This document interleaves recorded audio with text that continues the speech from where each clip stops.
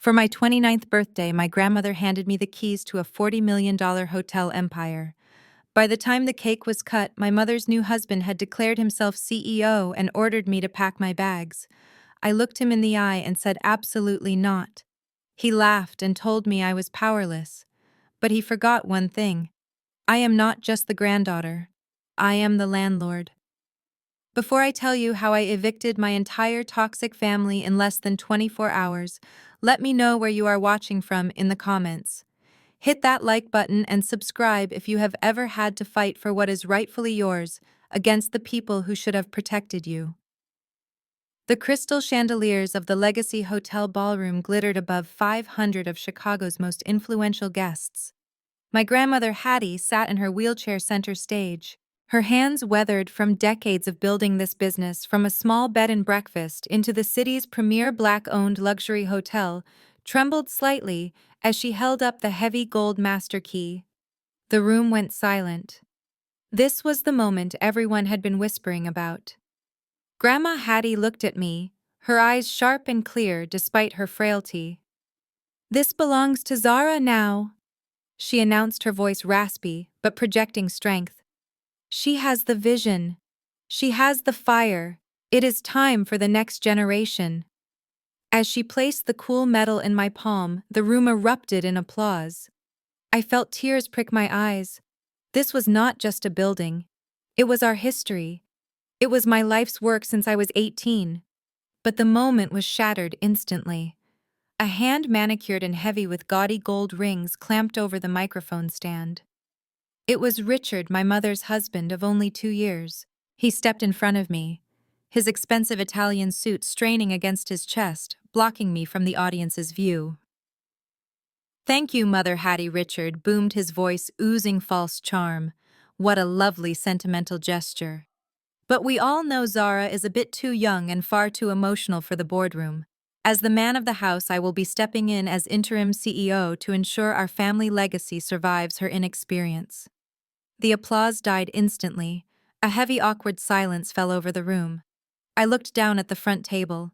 My mother Vanessa sat there sipping her champagne, nervously adjusting her diamond necklace, refusing to meet my eyes. She was letting this happen. Again. My blood boiled, turning my shock into cold, hard rage. I did not step back. I stepped forward. I gripped the microphone stand, my hand touching his, creating a visible struggle on stage. "I am not emotional, Richard," I said, my voice projecting clearly through the speakers, cutting through the tension. "And I am not a child. Grandma gave this hotel to me. Step away from my podium." Richard smiled, a tight, cruel stretching of lips that did not reach his cold, calculating eyes. He leaned in close, so close I could smell his expensive cologne masking the scent of stale scotch. He turned off the microphone switch with a subtle click so the crowd could not hear his next words. He whispered into my ear, his voice dripping with venom. "You think that senile old woman can protect you? I have the medical papers and the power of attorney, you little brat. I own your mother, and I own this stage. Play nice, or I will have security throw you out into the street before you can even cut the cake." The private dining room of the Legacy Hotel usually felt like a sanctuary, with its warm mahogany walls and soft jazz playing in the background. Tonight, it felt like a cage. I sat across from Richard, watching him chew a piece of medium-rare steak with his mouth open. The sound of his smacking lips echoed in the silent room, a deliberate display of dominance. He wiped grease from his chin with a linen napkin that cost more than his first car and tossed a thick, glossy folder onto the center of the table. It slid across the polished wood and stopped right in front of my plate. "Read it and weep, sweetheart," Richard said, leaning back in his chair and picking his teeth. "That is the future." I opened the folder.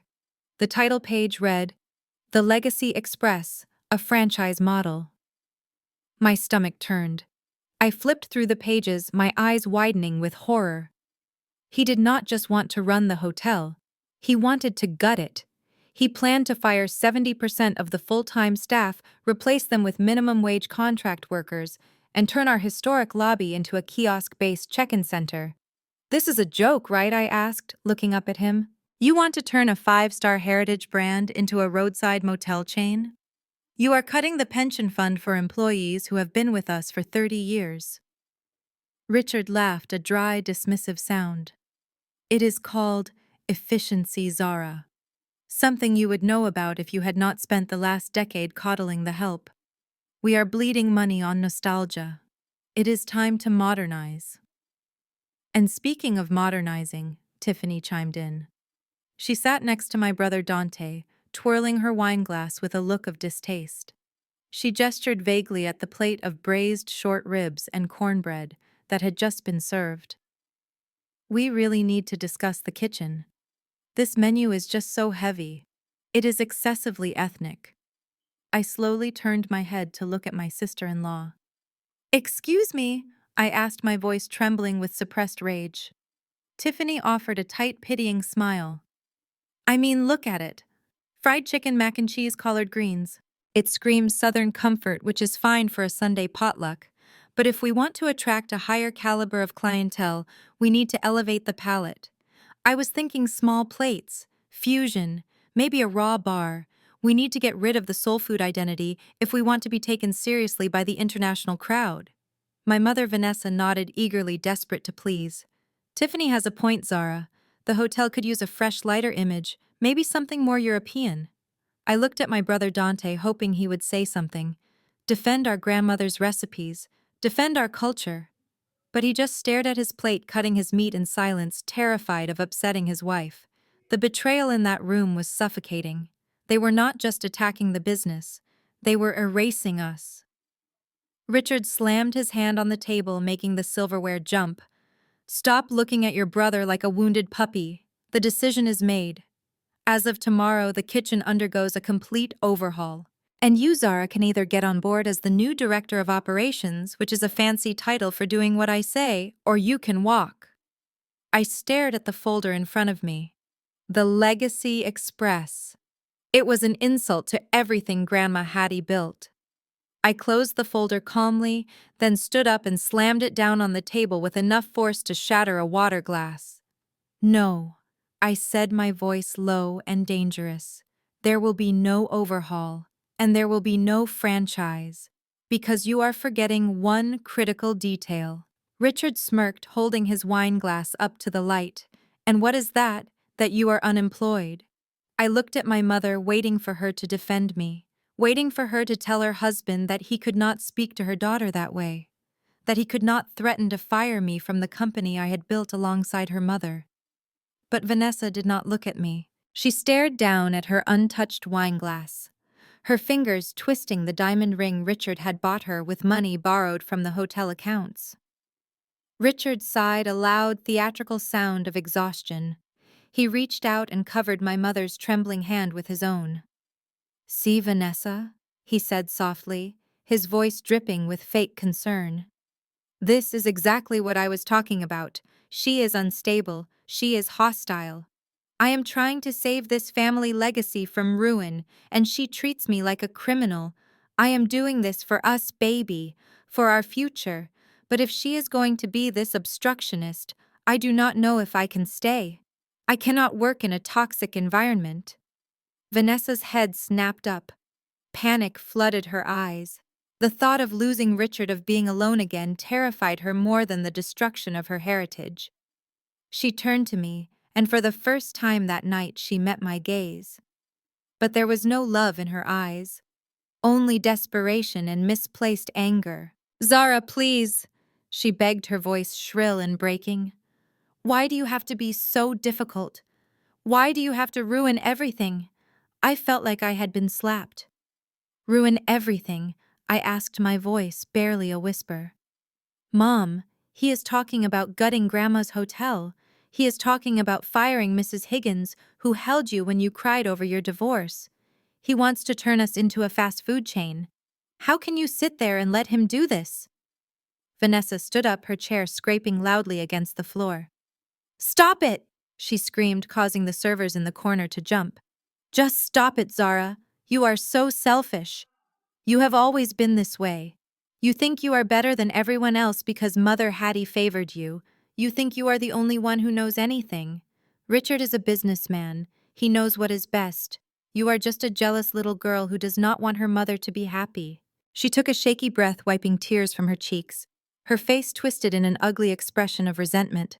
I finally found a man who takes care of me, who loves me, and you are trying to drive him away. Well, I will not let you. I am choosing my happiness this time. Richard sat back, crossing his arms, a smug smile playing on his lips as he watched his wife do his dirty work for him. Vanessa pointed a shaking finger at the door. You have a choice tonight, Zara.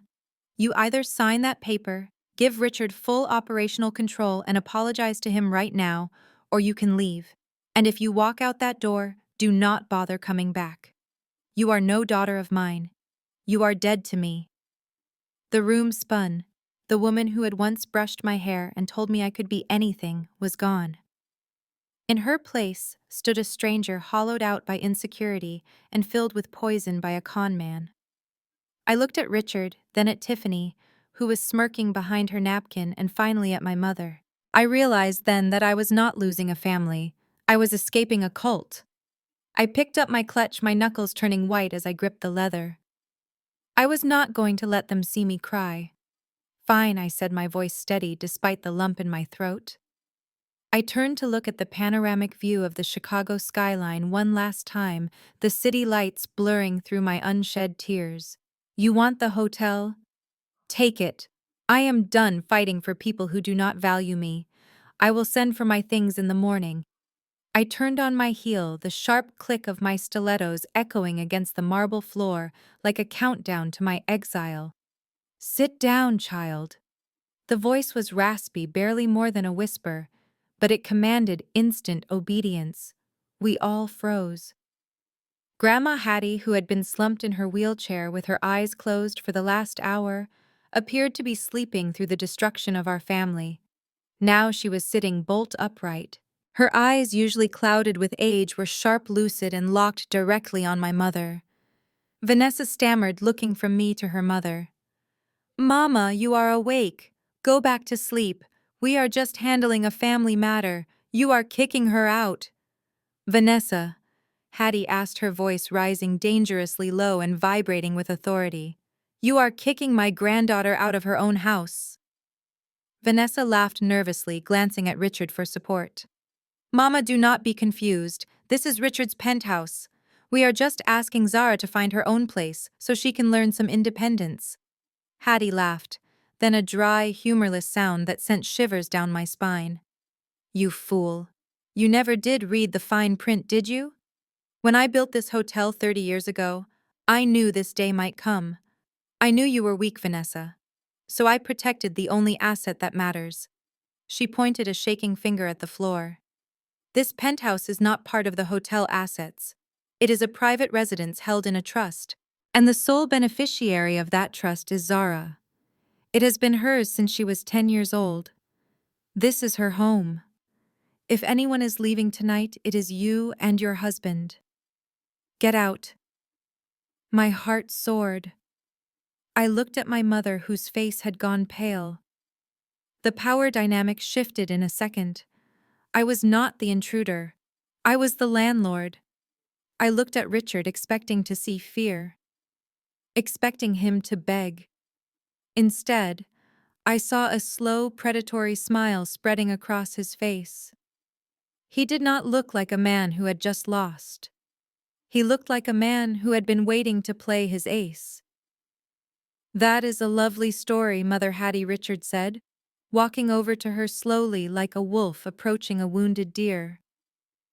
He reached into the inside pocket of his suit jacket and pulled out a crisp, folded document. But I am afraid your memory is playing tricks on you again. It is heartbreaking, really. He unfolded the paper and held it up for everyone to see. The header stamped in red ink read, Cognitive Competency Evaluation. This is an assessment from Dr. Evans signed this morning. Richard declared, his voice smooth and terrifyingly calm. It diagnoses Hattie with stage 4 vascular dementia. It states clearly that she is prone to severe delusions, paranoia, and aggressive outbursts. He turned to me, his eyes dead and cold. It declares her legally incapacitated as of 9 a.m. today. I felt the blood drain from my face. No, I whispered. She is fine. She is lucid. Richard shook his head, feigning sadness. She is confused, Zara. Look at her. She thinks she owns the world. But according to the state of Illinois, she is a ward of her next of kin. That means me. Anything she says, anything she claims, and any order she gives is legally void. She does not know where she is. He tossed the paper onto the table next to the franchise plans. So unless you want me to have security escort her to a state facility tonight, I suggest you grab your bags and get out of my penthouse. Now. I barely had time to process the lie about my grandmother's health before my phone began to vibrate incessantly in my clutch. It was not a text message. It was a rapid succession of security alerts from the bank. Account frozen. Credit limit revoked. Corporate access denied. I looked up at Richard, who was casually checking his cuticles as if he had not just nuked my entire financial existence. He did not even look at me when he spoke. I filed the emergency guardianship motion at 4 this afternoon, Zara. As Hattie's conservator, I have a fiduciary duty to protect her assets from mismanagement. And unfortunately, that includes you. He snapped his fingers, and the heavy oak doors of the penthouse swung open. 2 security guards stepped in. I recognized them, Marcus and Terrell. I had hired them myself 3 years ago. I had signed their paychecks. I had sent flowers when Terrell's daughter was born. Now they could not even look me in the eye. Richard pointed a lazy finger at the door. Escort Ms. Brooks off the premises immediately. She is no longer an employee of the Legacy Hotel. In fact, she is trespassing. Marcus, I pleaded, taking a step forward. You know this is wrong. You know Grandma Hattie is fine. Do not do this. Marcus flinched, his jaw tightening, but he did not stop. I am sorry, Ms. Zara, he muttered, his voice thick with shame. Mr. Jenkins signed the new orders. If we do not do it, we lose our jobs too. They each grabbed one of my arms. The physical sensation of being manhandled in my own home by my own staff was more painful than the grip on my biceps. I tried to pull away my dignity, screaming for me to walk out on my own terms, but Richard was not going to give me that satisfaction. They marched me through the hallway, past the gaping stares of the catering staff, past the whispers of the guests who were still enjoying the party downstairs. Every step was a fresh humiliation. They did not stop until we reached the service entrance in the back alley. The cold Chicago wind hit me like a physical blow as they shoved me through the metal doors. My heels scraped against the rough concrete. The door slammed shut behind me with a final metallic thud, leaving me standing next to the dumpsters in my gala dress. No coat, no wallet, no keys. I looked up at the towering building that bore my family's name, the lights of the penthouse glowing mockingly 40 stories above. 10 years of blood, sweat, and sacrifice erased in 10 minutes by a piece of paper and a liar in a $3,000 suit. The morning sun hit the marble floors of First Sovereign Bank, usually a sight that made me feel powerful. Today it felt cold. I walked up to the teller window, my heels clicking a rhythm of urgent determination. I needed cash. Fast. I needed to secure a lawyer and get Grandma out of Richard's reach before he did any more damage. I slid my platinum debit card across the counter to Mrs. Gable, a woman who had known me since I opened my first savings account at 10 years old. Good morning, Mrs. Gable, I said, forcing a smile I did not feel. I need to make a withdrawal. Maximum daily limit, please. Mrs. Gable did not smile back. She looked at the screen, then at me, her face pale. She typed something rapidly, her brow furrowing. I am sorry, Zara, she whispered, glancing around nervously. The system is giving me an error code. Let me call the branch manager. Before I could ask why, Mr. Henderson, the manager who usually greeted me with a handshake and a coffee, walked over. He did not offer either. He stood behind the glass, his arms crossed, looking at me like I was a stranger who had just wandered in from the street. Ms. Brooks, we cannot process this transaction, he said loudly enough for the people in line behind me to hear. Your accounts have been frozen, pending a fraud investigation. Fraud. I asked, my voice rising. That is impossible. This is my personal account, my money. It was flagged this morning by the court-appointed conservator of the estate, Mr. Henderson replied, his tone icy. The report alleges misappropriation of funds from the legacy hotel accounts into your personal holdings. Until the audit is complete, all assets are locked. Richard. He was not just stealing the future, he was rewriting the past to make me look like the thief. I argued, I threatened, but it was useless. I walked out of the bank with $5 in my purse and a notification on my phone that made my blood run cold. It was from St. Jude's Medical Center. Payment declined. I raced to the hospital, my heart pounding against my ribs. When I arrived at the VIP wing where Grandma Hattie had been recovering in peace, her room was empty. The bed was stripped. The vase of orchids I had brought her yesterday was in the trash. Panic seized me. I grabbed a passing nurse. "Where is Hattie Brooks? Where is my grandmother?" The nurse checked her clipboard, not bothering to make eye contact. Brooks. Oh, the insurance payment bounced. The proxy Mr. Jenkins authorized a transfer to the state-funded ward. She is in room 304 down in the basement level. The basement level. The smell hit me before I even saw the room. It smelled of stale urine, cheap disinfectant, and hopelessness. I found Grandma Hattie in a room with 3 other patients, separated only by thin, stained curtains. She was curled up on a thin mattress, shivering under a scratchy wool blanket. The high thread count sheets and quiet dignity of the VIP suite were gone. Richard had stripped her of her comfort just to punish me. I walked over and took her cold hand. She opened her eyes, confusion swimming in them. "Zara," she whispered, "why is it so cold?" I squeezed her hand, tears burning my eyes but refusing to fall. "I am here, Grandma," I said, my voice shaking with a new kind of fury. "I am going to get you out of here, and I am going to make them pay for every single second you spend in this bed." Richard wanted a war. He had no idea what he had just started. I waited until the shift change at midnight before making my move. I knew every inch of that hotel better than I knew the lines on my own palm. Richard had deactivated my keycard and my biometric access, but he had forgotten about the old maintenance keypad behind the loading dock dumpsters. I pulled my hood up over my head, punched in the code only the senior janitorial staff knew, and slipped into the service corridor. My heart hammered against my ribs like a trapped bird. I was not just trespassing, I was infiltrating enemy territory. My goal was the server room to download the financial records before Richard wiped them, but a loud crashing noise from the main atrium stopped me in my tracks. I crept toward the heavy velvet curtains that separated the staff hallway from the grand lobby. Through the gap in the fabric, I saw a scene that made my stomach turn. The lobby, usually dim and respectful at this hour, was flooded with harsh construction lights. Tiffany stood in the center of the room, wearing a designer trench coat and pointing a manicured finger at the west wall. That wall held the pride of the Legacy Hotel. It was a 20-foot mural commissioned by my grandfather depicting the Great Migration of Black families from the South to Chicago. It was not just decor, it was a historical masterpiece. 2 workers on ladders were hacking away at the plaster surrounding the mural with crowbars. Dust and debris rained down onto the antique Persian rugs. I watched in horror as a chunk of the painting, a beautiful rendering of a train pulling into Union Station, cracked and fell to the floor. Tiffany clapped her hands impatiently.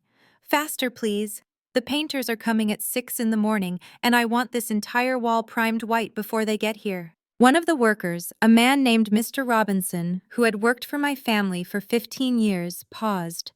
He looked down at Tiffany, his face pained. "Mrs. Jenkins," he said, his voice echoing in the empty hall. "With all due respect, this is a heritage site. We cannot just chip it off. We need a preservation specialist to remove it properly. If we keep going, it will be destroyed." Tiffany let out an exasperated sigh, checking her watch. "That is the point, Mr. Robinson. We are not preserving it. We are erasing it." She walked closer to the ladder, her voice dripping with condescension.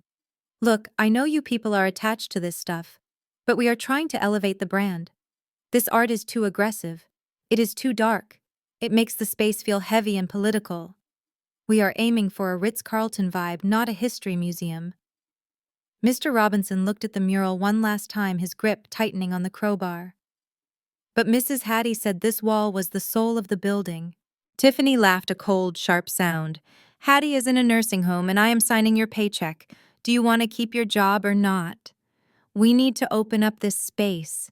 We need to make it brighter, cleaner. She lowered her voice, but in the acoustic perfection of the lobby, I heard every syllable. We need to make this place more friendly for white guests. If they walk in and see all this struggle and oppression on the walls, they will not want to order a $20 cocktail. Get rid of it. I stood paralyzed in the shadows, my hand trembling as I held my phone up, the red recording dot glowing in the darkness. I wanted to rush out there. I wanted to scream. I wanted to tear her away from my family's legacy. But I knew I couldn't. Not yet. I had to stand there and watch as the crowbar slammed into the wall again, shattering the face of the painted conductor. I filmed every second of the destruction, swallowing my tears, letting the rage harden into something cold and unbreakable. She was destroying our past, but she had just handed me the weapon to destroy her future. I slipped away from the lobby before Tiffany could spot me, my hand still clutching my phone with the incriminating video.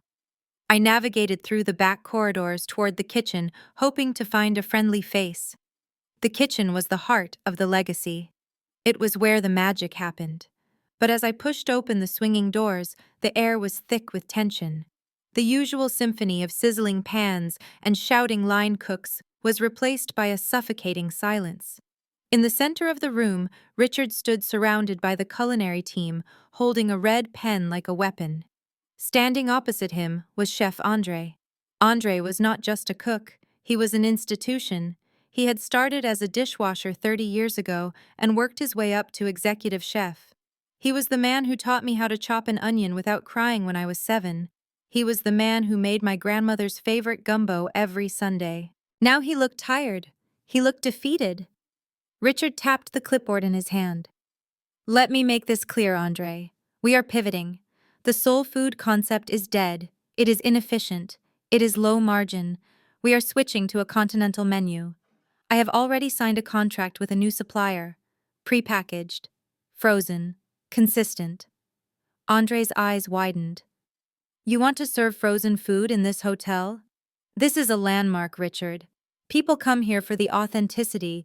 You cannot replace fresh collard greens with a bag of ice blocks.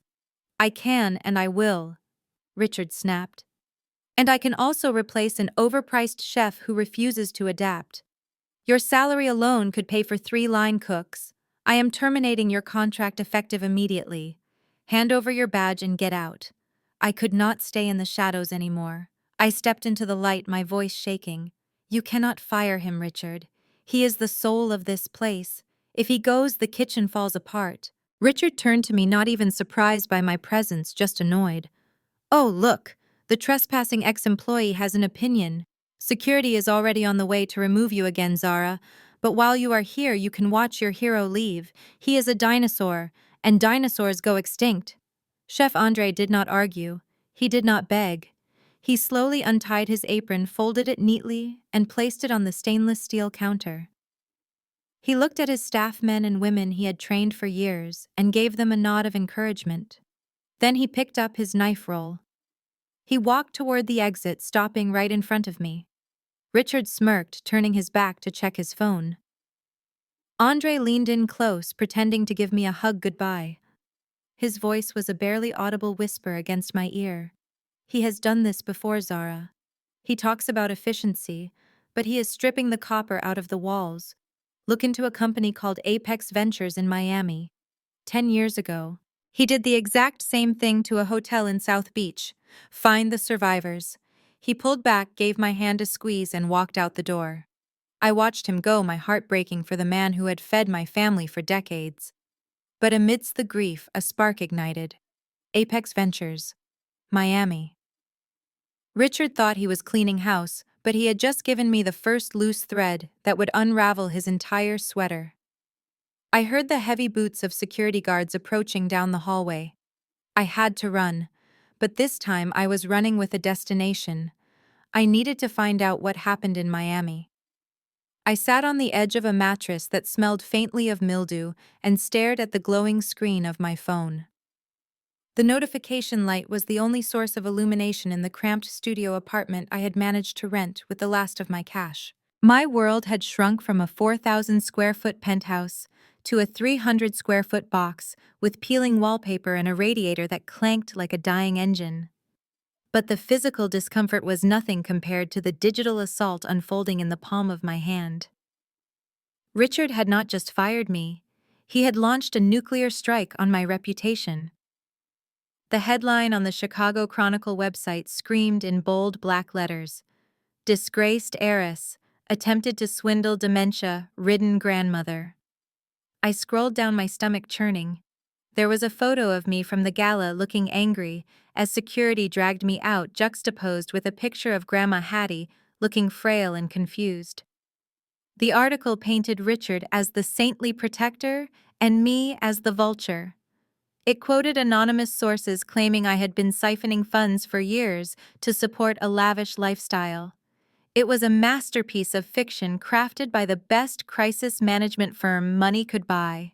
I opened my contact list, desperate for an ally.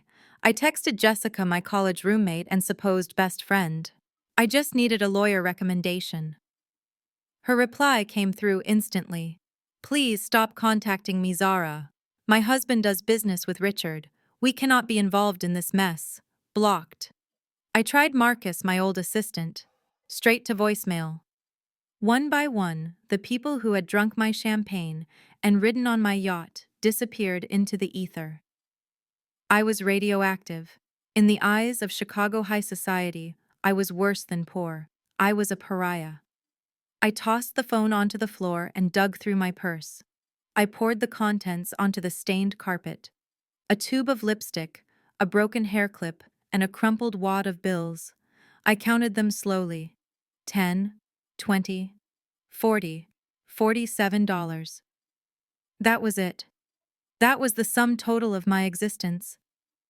I let out a laugh that sounded perilously close to a sob. 24 hours ago, I was the CEO of a $40 million empire. Now I could not even afford a celebratory dinner at a decent restaurant. The radiator hissed again, spitting a few drops of rusty water onto the floor. I hugged my knees to my chest, feeling the cold seep into my bones. Richard had taken my home. He had taken my money. He had taken my friends. He thought he had buried me alive in this concrete tomb. But as I sat there in the dark, watching a police siren flash blue lights against the dirty window, I realized something. He had made a fatal error. He had taken away everything I had to lose. And a woman with nothing to lose is the most dangerous creature on earth. I was not going to curl up and die. I was going to rest. Because tomorrow, the hunt would begin. The vibration of my phone on the hardwood floor startled me awake. My body ached from sleeping on a mattress with no frame, but the adrenaline kicked in the moment I saw the caller ID. It was a blocked number. I almost let it go to voicemail, assuming it was another reporter looking for a scoop on the fallen heiress. But something told me to answer. I swiped right, my voice raspy from lack of use. "Hello? Ms. Brooks?" The voice was deep, gravelly, and familiar. It was Mr. Carmichael, a man who had supplied linens to the legacy for 20 years. He was not just a vendor. He was one of the few people Grandma Hattie trusted with a handshake deal. "Do not say my name," he said quickly. "And do not hang up. I have information you need to hear, but not over the phone. Meet me at Gladys's Diner on 47th Street. You have 30 minutes." The line went dead. I did not hesitate. I splashed cold water on my face, pulled my hair into a tight bun, and walked out into the chilly morning air. Gladys's was a staple of the South Side, a place where business was conducted over grits and biscuits, far away from the prying eyes of the downtown elite. When I walked in, the smell of frying bacon and strong coffee hit me, a comforting reminder of the world I used to belong to. I found Mr. Carmichael in a back booth wearing a baseball cap pulled low over his eyes. He looked nervous. He kept checking the door. I slid into the booth opposite him. "Thank you for meeting me," I said. "I know my name is poison right now." Mr. Carmichael shook his head, sliding a cup of coffee toward me. Your grandmother saved my business back in '98, when the banks turned their backs on me. I do not forget debts, Zara. But what I am about to tell you puts us both in danger. Richard is not just cutting costs.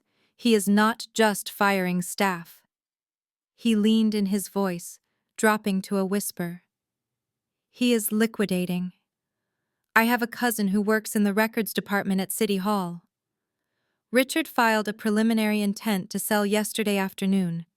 He is in talks with the Omni Group. I felt the blood drain from my face. The Omni Group was not a hotelier. They were corporate raiders. They bought historic properties, stripped them of their assets, demolished the buildings, and put up soulless glass condos. They were the grim reapers of Chicago real estate. He cannot do that, I stammered. The legacy is a landmark. Money talks, Mr. Carmichael said grimly. Richard is offering it to them for $30 million. That is $10 million under market value. He wants a quick cash out. He does not care if they bulldoze it. He just wants the money in an offshore account before anyone realizes what he has done. He is selling your heritage for scrap parts, Zara. I gripped the edge of the table. If Omni bought the legacy, there would be no coming back. Once the ink dried, the bulldozers would be there within the month. How much time do I have? I asked. Mr. Carmichael checked his watch. The final board meeting to approve the sale is in 3 days. He has convinced the other board members that the hotel is failing, and this is the only way to save their investments. You have 72 hours to stop a wrecking ball. I looked down at the coffee, watching the steam rise. Richard was not just greedy, he was desperate, and desperation made people sloppy. Thank you, Mr. Carmichael, I said, standing up. He looked up at me, worry etched into his weathered face. What are you going to do, child? You have no money. You have no access. I pulled my coat tighter around me. I do not need money. I know that building better than the architect who designed it.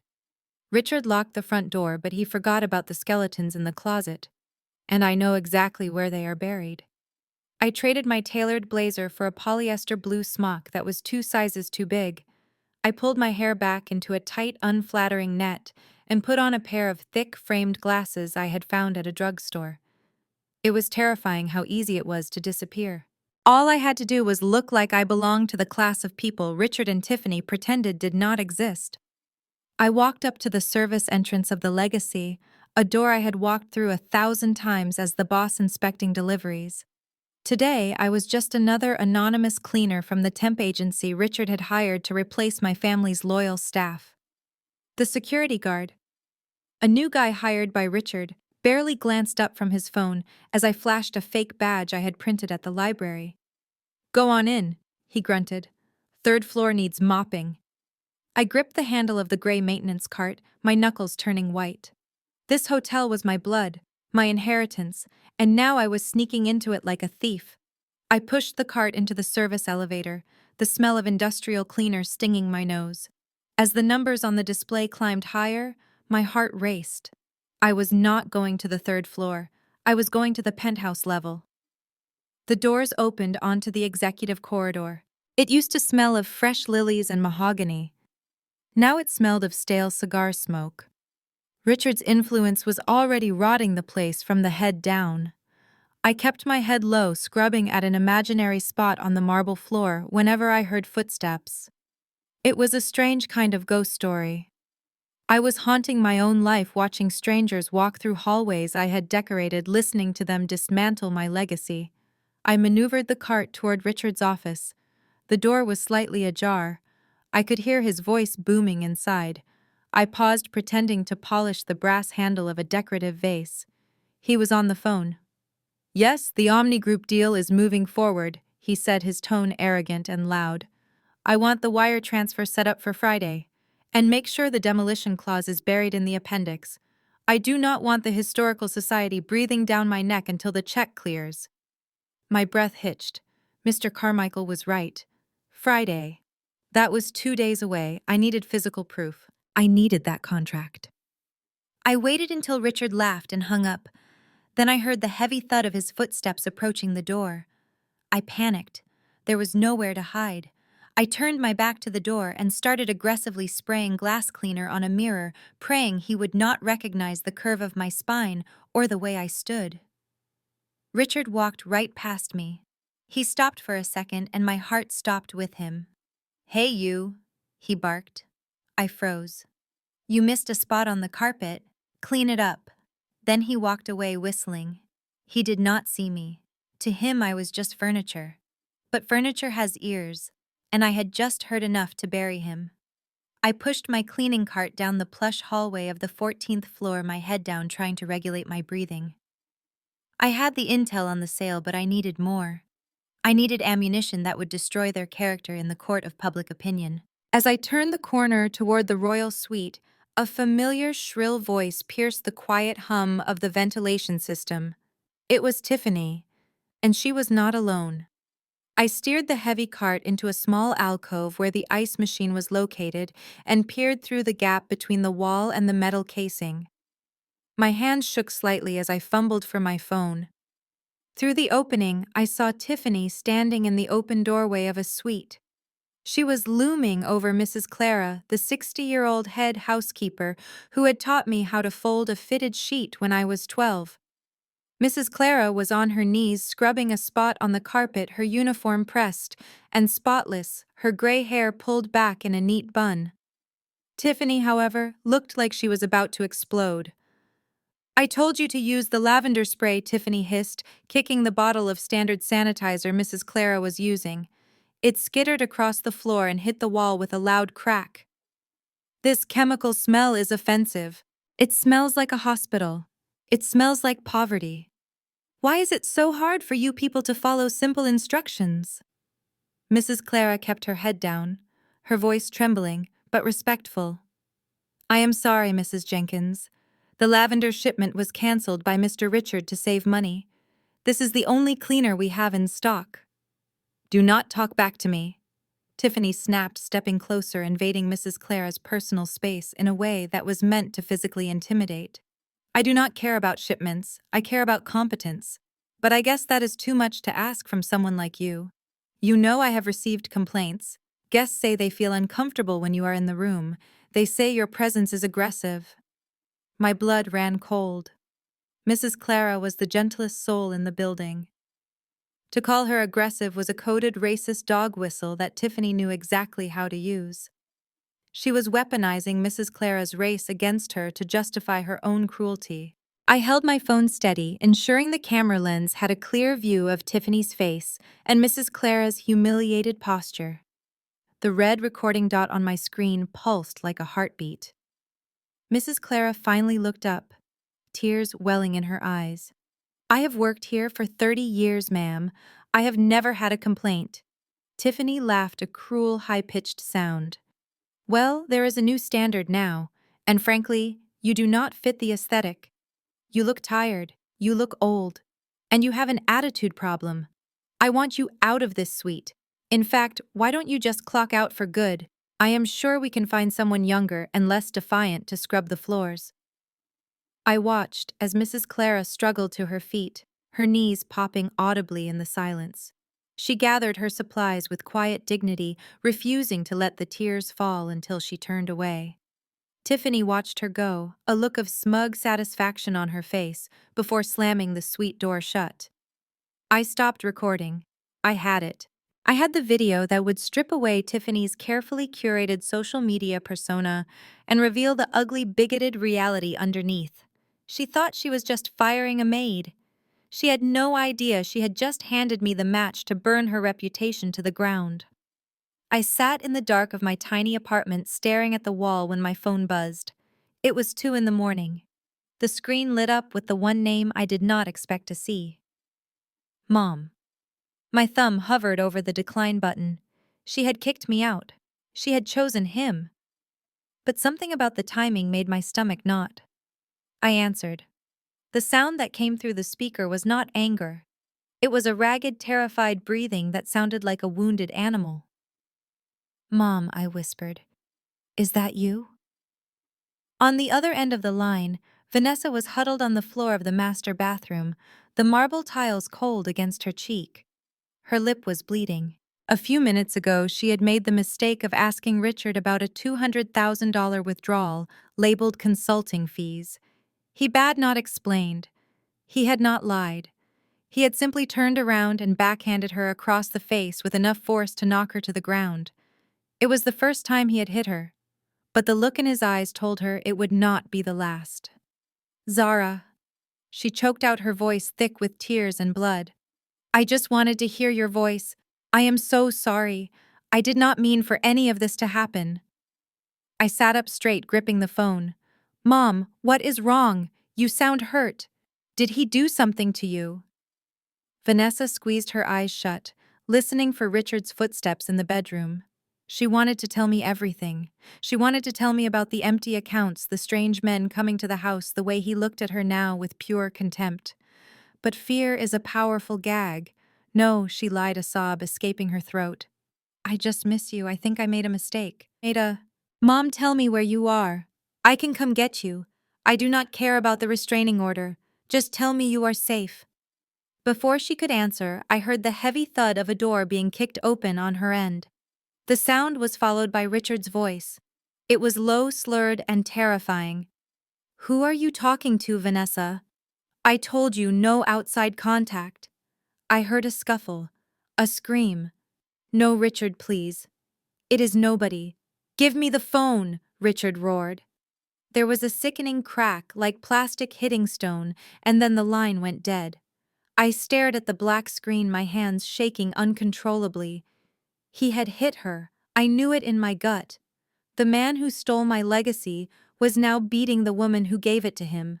I tried to call back, straight to voicemail. I paced the small room, the walls closing in on me. My anger had been a cold, calculating thing before. Now it was a raging inferno.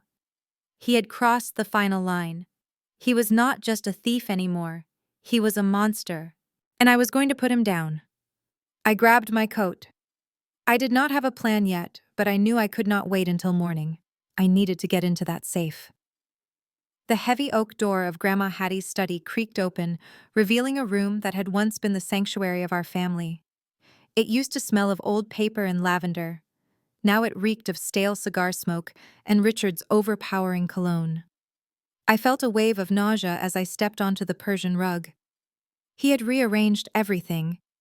Grandma's antique mahogany desk was cluttered with sports betting slips and empty scotch glasses. He had even turned her picture of Grandpa face down. I fought the urge to sweep his trash onto the floor. I had a mission.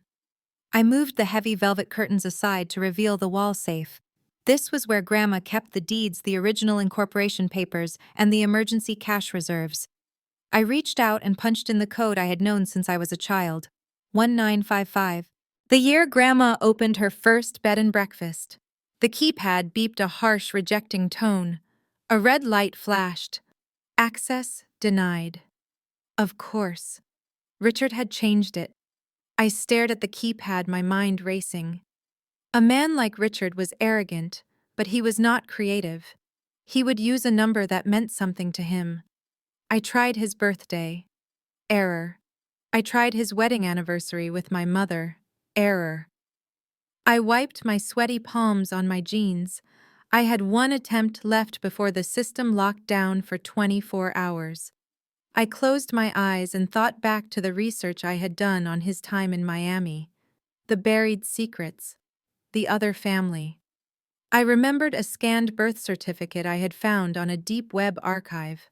A boy named Julian, born to a cocktail waitress in South Beach 7 years ago. The son Richard had abandoned but secretly sent hush money to every month. I took a deep breath and typed in the date. 07-12-16. The mechanism clicked. The heavy steel door swung open with a groan. My heart pounded in my ears as I reached inside, expecting to feel the leather binders of our property deeds or stacks of cash. My hand grasped nothing but cold steel. The shelves were bare. The operating cash, the jewelry, the bonds. Everything was gone. He had drained us dry. But way in the back, stuck to the bottom of the safe, was a single, crumpled piece of paper.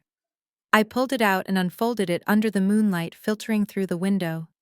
It was not a bank document. It was a handwritten promissory note on dirty napkin paper, stained with what looked like coffee or maybe blood. It read simply, "I owe Vinny the shark 5 million. Due by Friday. Or else." I stared at the paper, the horrifying truth settling over me like a shroud. Richard was not selling the hotel to retire on a tropical island. He was selling it because he was a dead man walking. He had gambled away his own life, and now he was paying for it with my heritage. The $30 million sale to Omni was a fire sale to save his own skin.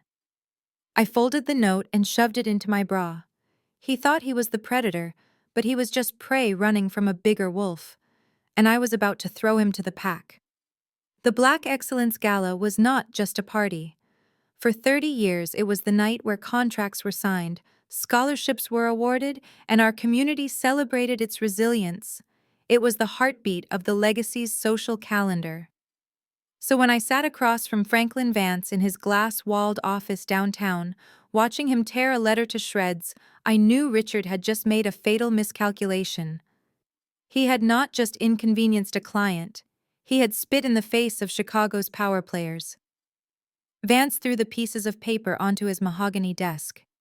He canceled us, Zara, 3 days before the event. He sent a courier with a refund check and a typed note about unforeseen maintenance issues in the ballroom. But I have sources. I know what is really happening Saturday night. I nodded, the shame burning my cheeks. It is Tiffany, I said quietly. She is hosting a launch party for her new social circle, the North Shore Debutante Society. She told Richard she did not want the hotel filled with loud music the weekend her friends from the suburbs were visiting. Vance's face went a dangerous shade of purple. He stood up and walked to the window, looking out over the city he helped build. My grandfather was the first investor in your hotel when the white banks would not give Hattie a loan. We carried that place through the recession. And now we are being displaced for a debutante ball. This is it, I realized. This was the army I needed. Richard thought he was selling a failing building to Omni. He did not know he was surrounded by enemies who had the capital to bury him. I stood up and walked over to Vance. Richard thinks we are powerless, Franklin. He thinks he can erase us and sell the building to Omni Group on Friday to cover his gambling debts. He thinks nobody is watching. Vance turned to me, his eyes narrowing. Omni Group. He is selling the flagship. I pulled the crumpled promissory note from my bra, the one I had found in the safe, and placed it on the desk next to the torn cancellation letter. He is broke. He is desperate. And on Friday night during his little gala, I am going to take everything back. But I need witnesses. I need the Alliance to be there, not as guests, but as the rightful owners of that space. Vance looked at the note, then at me. A slow smile spread across his face. It was not a nice smile. It was the smile of a shark smelling blood in the water. You want us to crash the party, he asked. No, I said, straightening my spine. I want you to expose the fraud. Bring everyone, Franklin. Bring the press. Bring the lawyers. Because when the clock strikes 12, the legacy is going to have a new management team, and I want Richard to have an audience when he falls. I pulled the collar of my coat up to hide my face as I slipped past the snoozing receptionist at the Shady Pines nursing home. The air smelled of boiled cabbage and neglect. It was a far cry from the private suite Richard had dragged Grandma out of. I navigated the dimly lit hallways, checking room numbers until I found 304. My heart broke all over again. Hattie Brooks, the woman who had dined with presidents, was sleeping in a narrow bed with threadbare sheets, a flickering fluorescent light buzzing overhead. I sat on the edge of the bed and gently touched her hand. It felt frail, like dry parchment. Grandma, I whispered. It is me. Zara. She stirred, her eyes fluttering open. For a moment they were cloudy, unfocused. She looked at me and smiled weakly. Vanessa. Did you bring my tea? No, Grandma. It is Zara. I need you to listen to me. Richard is selling the hotel. He is selling it to Omni Group on Friday. They are going to tear it down. The mention of the hotel seemed to spark something deep within her. The fog in her eyes cleared for a second, replaced by a flash of the steel that had built an empire. "Tear it down," she rasped her voice, gaining a surprising amount of strength. "Over my dead body. He has the power of attorney, Grandma. He has the deeds. I do not know how to stop him. I am trying, but he has locked me out of everything." Hattie gripped my hand, her nails digging into my skin. Her breathing became ragged, but her gaze was intense. "He has the building, Zara. He only has the building. He is a fool." He never looked at the ground.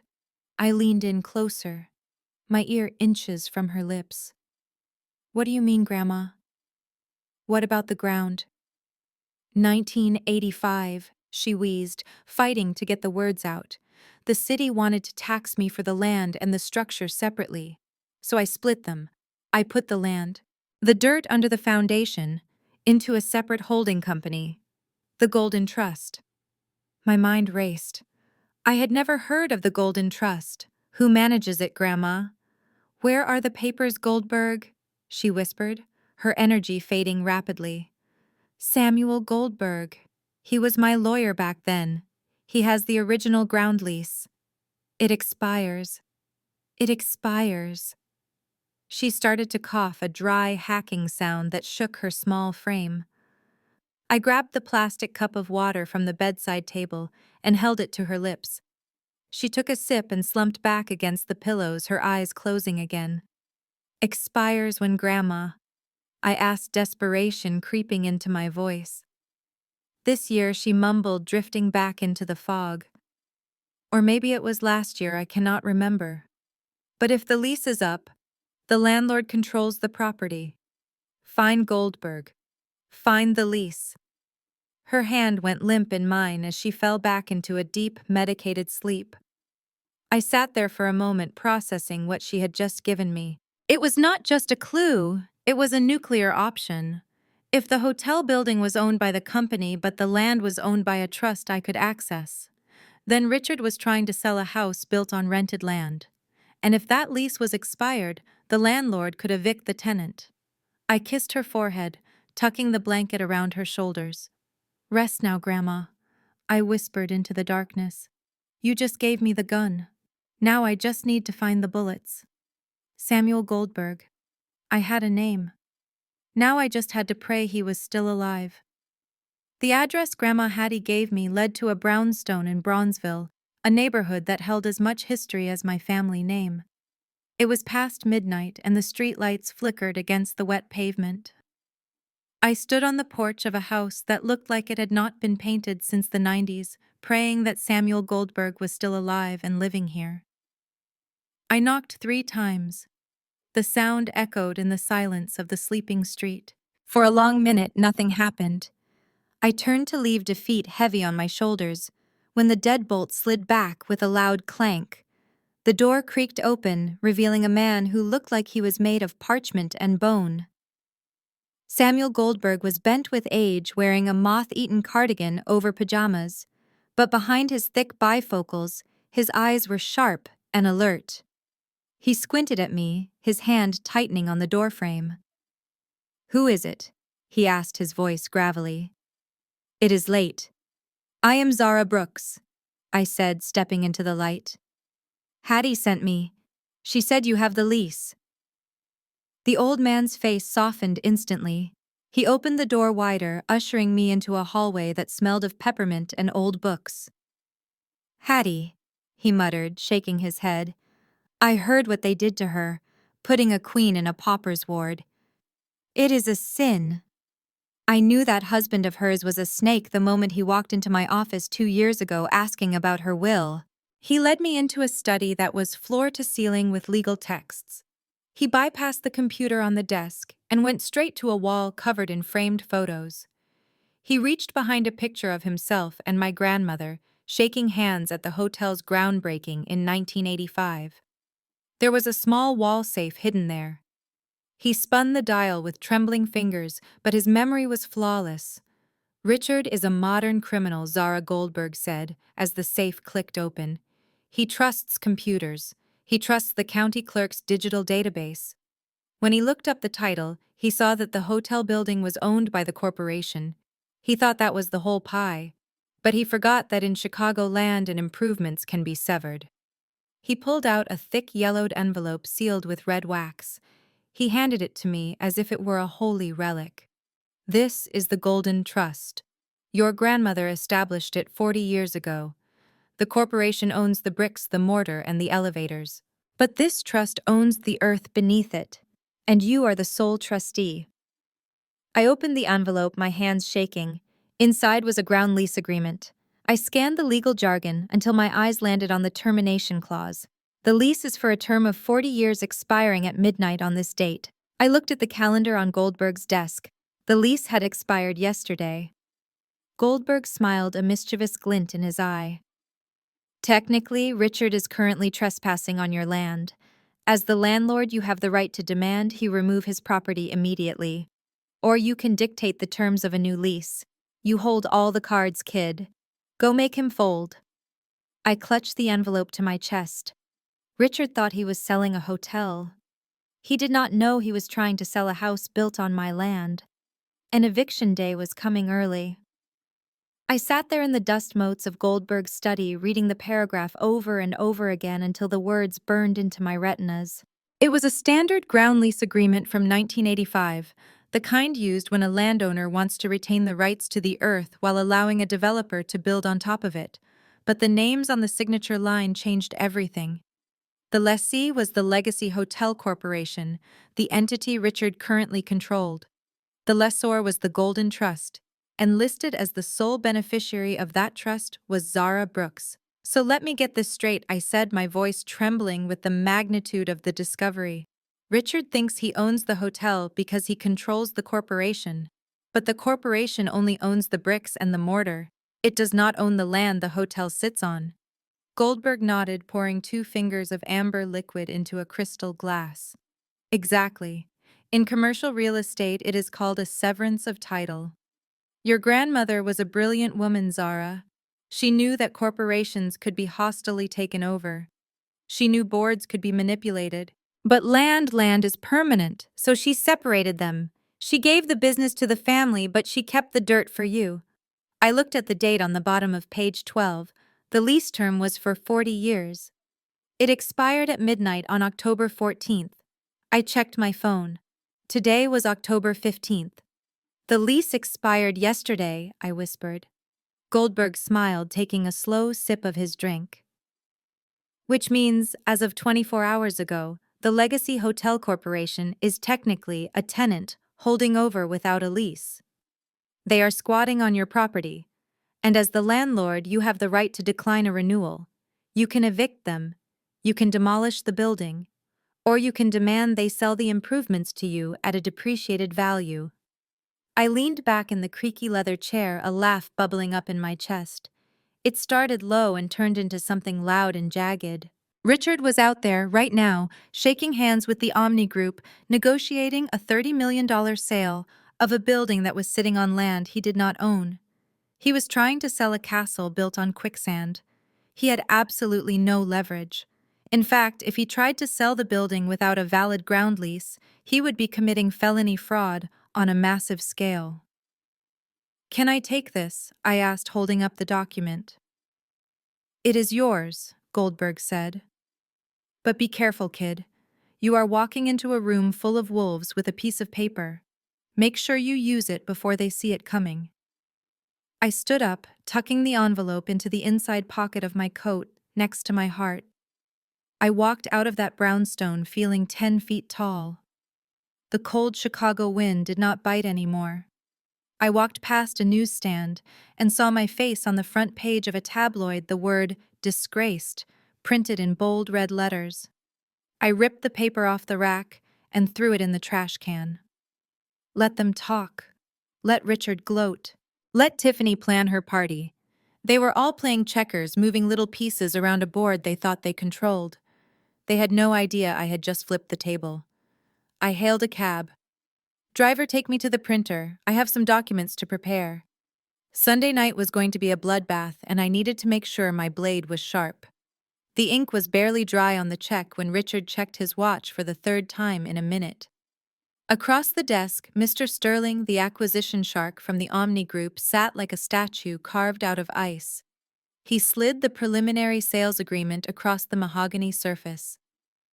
$30 million, Mr. Jenkins. As agreed.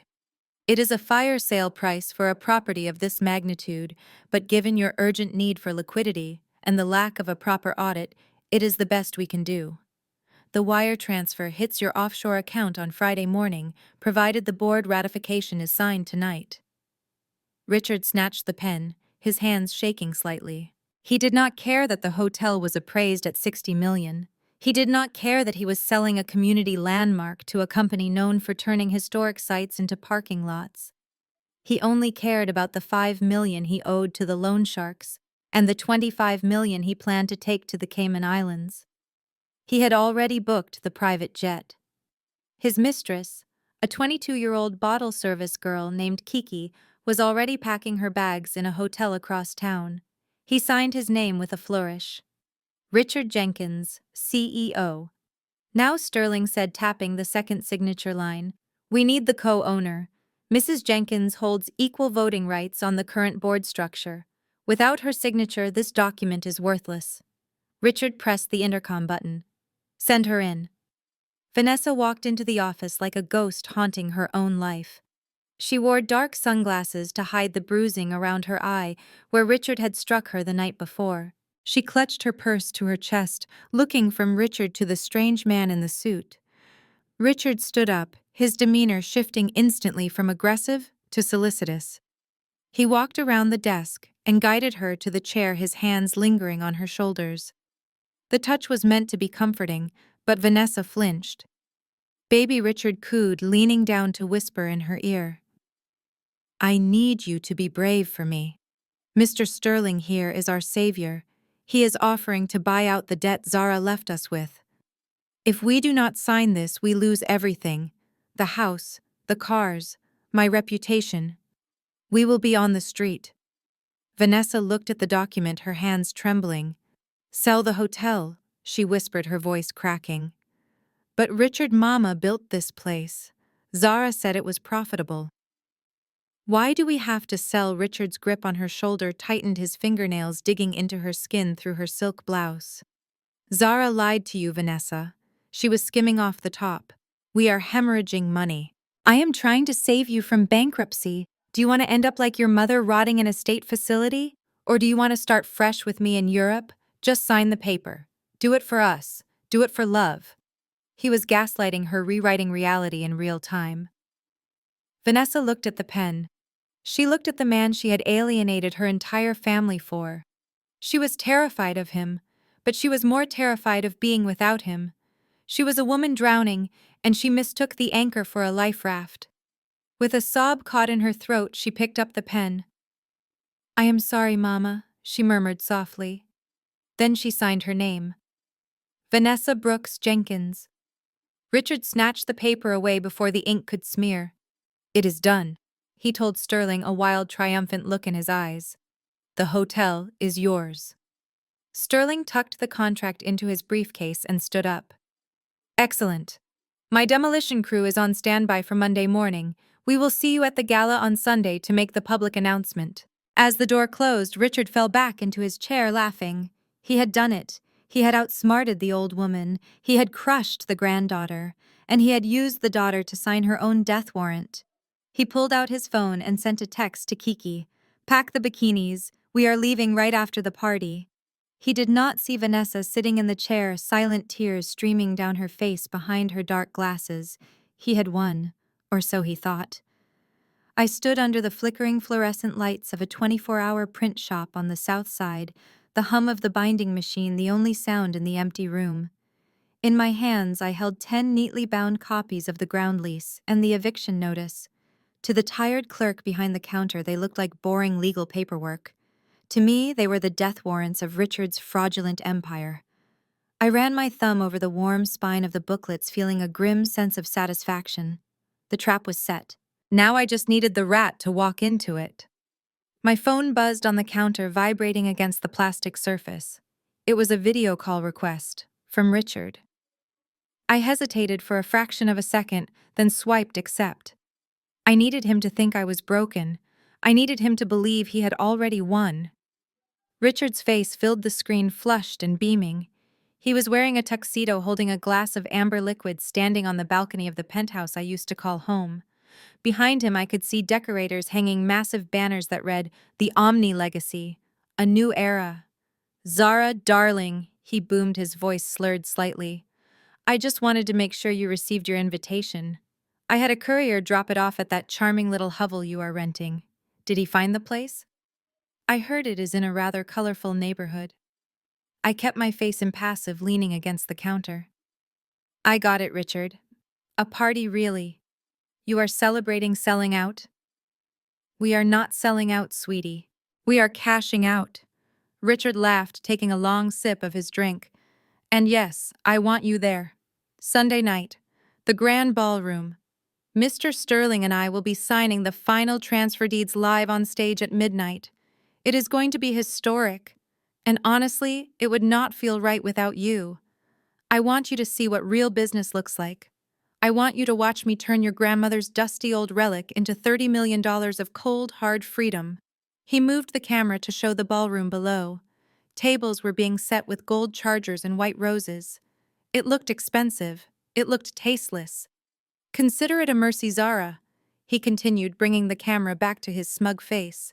"Come have some champagne, eat some lobster, say goodbye to the staff before I fire the rest of them on Monday. It is the least I can do for family. Plus, I want to see the look on your face when I hand over the keys. It will be the highlight of my evening." I forced my voice to crack to sound small and defeated. "You are a cruel man, Richard. Grandma is going to die in that nursing home because of you." Richard's smile vanished, replaced by a cold, dead stare. "Hattie is the past. I am the future. Be there, Zara. Wear something nice if you still own anything that isn't from a thrift store." The screen went black. I stared at my reflection in the dark glass of the phone. He wanted a show. He wanted to parade his victory in front of the one person who knew the truth about him. He thought he was inviting a victim to his coronation. He had no idea he had just invited the executioner. I paid the clerk for the copies and walked out into the night. Sunday could not come fast enough. I would be there, Richard. And I would definitely be wearing something nice. Black. It is the traditional color for a funeral, after all. The conference room at Vance Industries became my war room. The large mahogany table was buried under a blizzard of paperwork. I had not slept in 30 hours, but I did not feel tired. I felt electric. Franklin Vance stood by the window on the phone with the city zoning commissioner, while his top legal counsel, a sharp woman named Eleanor, reviewed the ground lease for the 10th time. She looked up over her glasses, a slow, predatory grin spreading across her face. "This is bulletproof, Zara," she said, tapping the yellowed document. "The severance of title is clear. The expiration date is absolute. Legally speaking, Richard is currently selling a building that is trespassing on your land." I nodded, my eyes glued to the laptop screen. I was not just preparing a lawsuit. I was producing a show. Richard wanted a spectacle, I would give him one. I dragged the video file of Tiffany screaming at Mrs. Clara into the presentation timeline. Next to it, I placed the scanned image of the promissory note to Vinny the shark. Then the pièce de résistance, the cognitive evaluation proving Grandma Hattie was incompetent, the day Richard claimed she signed the transfer. I worked with the precision of a surgeon. Every slide was a cut. Every document was a stitch. I compiled it all into a single file named The Legacy Truth and burned it onto a cryptographically encrypted USB drive. This was not just evidence. It was a bomb, and I was going to detonate it in the middle of his toast. Then came the transformation. I went into the private bathroom attached to the office and peeled off the polyester cleaner's uniform. It smelled of bleach and humiliation. I threw it into the trash can with a satisfying thud. I scrubbed the grease paint from my face, washing away the disguise of the invisible worker. When I looked up at the mirror, the woman staring back was not the scared girl who had been dragged out of her home. She was the CEO. I opened the garment bag Franklin had sent over. Inside was not a black dress. I was done mourning. I was done hiding in the shadows. I pulled out a tailored white power suit with sharp architectural shoulders. It was a suit that demanded attention. A suit that said, "I am here, and I am not afraid." I buttoned the jacket, the fabric crisp and clean against my skin. I pulled my hair back into a severe high ponytail and applied a coat of blood-red lipstick. It was war paint. I walked back into the conference room. The chatter stopped. Franklin hung up the phone. Eleanor closed her legal pad. They looked at me with a mixture of awe and readiness. "You look like you are about to kill someone," Franklin said, handing me the USB drive. "Not kill," I said, slipping the drive into my pocket. "I am just going to bury him." I checked my watch. It was 11 p.m. The gala was in full swing. Richard was probably clinking glasses, thinking he had pulled off the heist of the century. I grabbed my clutch and headed for the door. The time for planning was over. It was time to crash the party. The grand ballroom of the Legacy Hotel had been stripped of its soul. The warm amber lighting that Grandma Hattie loved was gone, replaced by harsh, icy blue uplights that made everyone look like ghosts. The rich scent of jambalaya and spices had been sanitized away by an abundance of white lilies that smelled like a funeral home. And the music, the live jazz band, was gone. In its place, a string quartet played a lifeless Muzak version of a pop song. I stood at the top of the grand staircase looking down at the sea of strangers.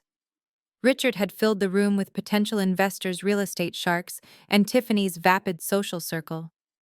There was barely a brown face in the room, save for the servers moving silently through the crowd with trays of champagne. I took a breath, smoothing the lapel of my white suit, and began my descent. The click of my heels on the marble was lost in the din of conversation, but my presence was not. Heads turned. The stark white of my suit cut through the sea of black tuxedos and sequined gowns like a blade. I saw whispers ripple through the crowd. The disgraced granddaughter, the exile, the party crasher. I kept my chin high, my eyes locked on the stage where a podium stood waiting for Richard's victory lap. I made it halfway across the dance floor before the blockade arrived. Tiffany stepped in front of me, flanked by two of her bridesmaids, who looked at me with identical expressions of sneering pity. Tiffany was wearing a gold dress that cost more than my car, and she was holding a very full glass of Cabernet. She looked me up and down, her lip curling in disgust. "Well, look who decided to show up," Tiffany announced, her voice pitched loud enough to draw an audience. "I did not think you had the nerve, Zara. And in white, really. It is a bit bold for someone who is currently destitute. Is that polyester?" "It looks flammable." I did not stop walking. "Excuse me, Tiffany. I have business with my brother." Tiffany stepped to the side, matching my movement, blocking my path again. She laughed, a brittle, jagged sound. "You have no business here. You are a guest, Zara. A charity case we allowed in out of pity. You should show a little more respect to the people who own the roof over your head." I looked at her, really looked at her for the first time. Beneath the diamonds and the layers of makeup, I saw fear. She knew deep down that she was an imposter in this house. I stepped closer, invading her personal space. "Get out of my way." Tiffany's eyes narrowed. She smirked, tipped her glass, and with a feigned gasp of surprise, splashed the entire contents of the goblet onto my chest.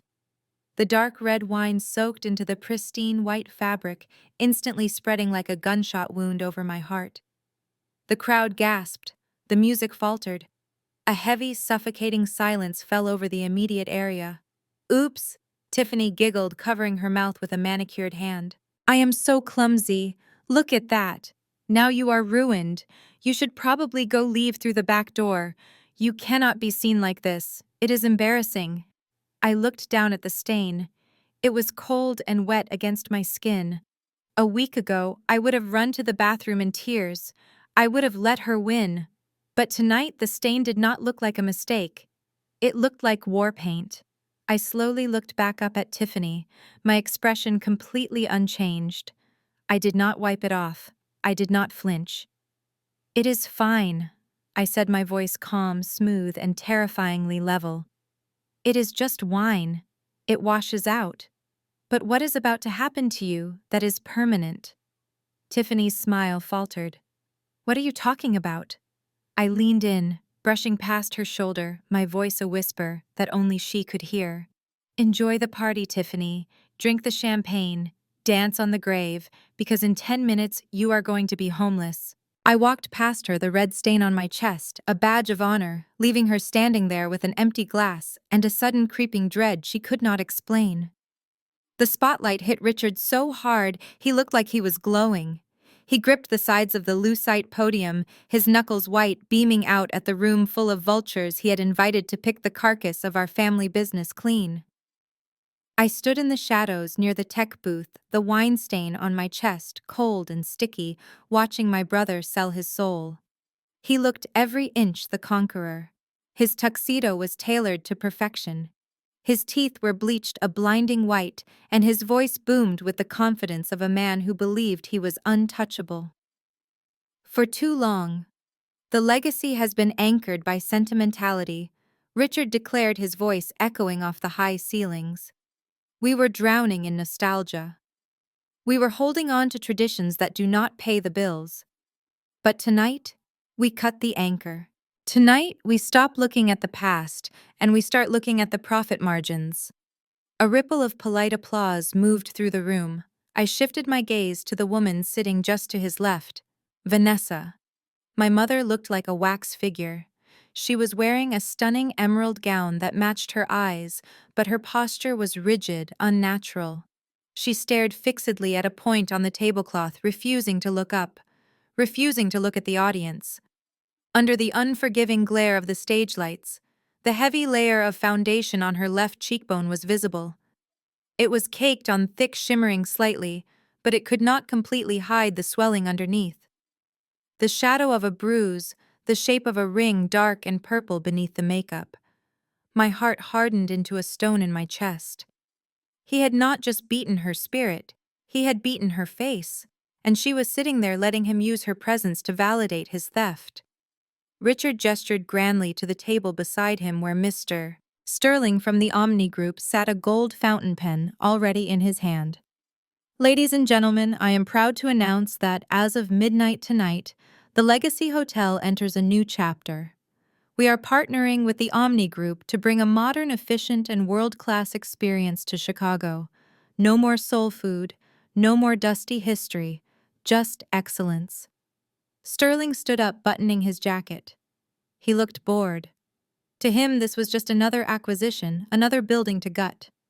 A waiter brought a silver tray with the final contracts. The room went silent, the anticipation thick in the air. Richard picked up his pen, flashing a winning smile at the cameras flashing in the front row. This was it. The moment he had been dreaming of. The moment he cashed out and left us all behind. I turned to the sound technician next to me, a young kid wearing headphones who looked bored out of his mind. I tapped him on the shoulder. He pulled one ear cup back. "Yeah. Can I help you?" I pulled the encrypted USB drive from my pocket. It felt heavy in my hand. "You have the presentation queued up for the toast?" I asked. The kid nodded, gesturing to his console. "Yeah, Mr. Jenkins sent over a montage of the new architectural renderings. It is set to play as soon as he signs." I smiled, and it was the coldest smile I had ever worn. "There has been a change of plans," I said, sliding a $100 bill onto the console next to my drive. "Mr. Jenkins wants to play the uncut version. It is a tribute to the family. Use this drive instead." The kid looked at the money, then at the drive, then shrugged. "Whatever, as long as I get paid." He swapped the drives. I watched the loading bar appear on his monitor. File uploaded, the legacy truth. I looked back at the stage. Richard was hovering the pen over the paper. "Go ahead, brother," I whispered. "Sign your name. Make it official. Because you are about to become the star of a very different kind of show." The heavy double doors of the ballroom flew open with a violence that silenced the string quartet instantly. The sound echoed like a gunshot, causing half the guests to jump in their seats. Two uniformed Chicago PD officers strode into the room, their faces grim, hands resting near their belts. A collective gasp rippled through the crowd. I saw heads turn toward me. The whispers started immediately, a low buzz of vindication. They are here for her. The trespasser. The thief. Tiffany, standing near the front, let out an audible sigh of relief, shooting a triumphant look in my direction. She thought this was the moment I would be dragged out in handcuffs, the final humiliation to cap off her perfect night. I did not move. I did not run. I simply leaned back against the tech console, crossing my arms over the red wine stain on my chest. I watched as the officers marched right past me, ignoring the woman in the ruined suit, and headed straight down the center aisle. The air in the room shifted from judgment to confusion. They did not stop at the guests. They did not stop at the security detail. They climbed the stairs, their heavy boots thudding against the hollow wood of the stage, and stopped directly in front of the podium. Richard froze, his pen hovering inches above the contract. He looked at the officers with a mixture of annoyance and disbelief. "Excuse me," he barked, his voice amplified by the hot mic. "This is a private event. If you are here for the security breach, she is in the back. Remove her." The lead officer did not look at me. He looked straight at Richard. "Richard Jenkins," he asked, his voice flat and professional. "Yes, I am Richard Jenkins," my brother snapped, his patience fraying. "And I am in the middle of a multi-million-dollar transaction. What is the meaning of this?" "We are not here for a trespasser, sir," the officer said, reaching into his vest. He pulled out a thick, folded envelope. "We are here to execute a civil process service. You failed to appear at the Cook County Superior Court yesterday regarding the emergency motion filed by Apex Lending." Richard's face went white. Apex Lending, the polite name for the loan sharks he had borrowed from. The officer slapped the envelope onto the podium right on top of the glossy Omni Group contract. "You are being sued for default on unsecured personal loans totaling $5 million. You are ordered to surrender your passport and appear for a deposition on Monday morning. Consider yourself served." The room went dead silent. $5 million. The number hung in the air like toxic smoke. Mr. Sterling pulled his hand back from the contract as if it were burning. He looked at Richard, his eyes narrowing. "You told me your liquidity issues were minor, Richard. $5 million in personal debt is not minor." Richard shoved the envelope off the podium, his smile stretching into a rictus of panic. "It is a mistake," he hissed, his laugh sounding manic and high-pitched. "A clerical error. Identity theft. I will have my lawyers clear this up in the morning. Officers, you have done your job. Get out." The officer shrugged, unbothered by Richard's posturing. "Tell it to the judge, Mr. Jenkins." They turned and walked out, leaving a wake of stunned silence behind them. Richard gripped the podium, sweat beading on his forehead. He looked at the audience, then at Sterling. "Apologies, everyone," he stammered. "Jealous competitors will do anything to disrupt a deal of this magnitude. Let's get back to business, shall we?" He picked up the pen again, his hand shaking so badly he could barely hold it. He thought he could bluff his way through. He thought the worst was over. He had no idea I was about to signal the tech booth. The silence following the police officer's exit was heavy and brittle, like glass waiting to shatter. Richard was wiping sweat from his upper lip, trying to regain control of the narrative, but his eyes were darting around the room like a trapped animal. He opened his mouth to spin another lie, to tell Mr. Sterling that the lawsuit was just a misunderstanding, but I did not give him the chance. I pushed off the wall of the tech booth and began my walk down the center aisle. The crowd parted for me, their eyes glued to the red wine stain on my white suit. It no longer looked like a mess. It looked like a target. Richard saw me approaching. His panic turned instantly to rage. He pointed a shaking finger at me, screaming into the microphone. "Security! Get her out of here! I want her arrested for trespassing. Do not let her near the stage."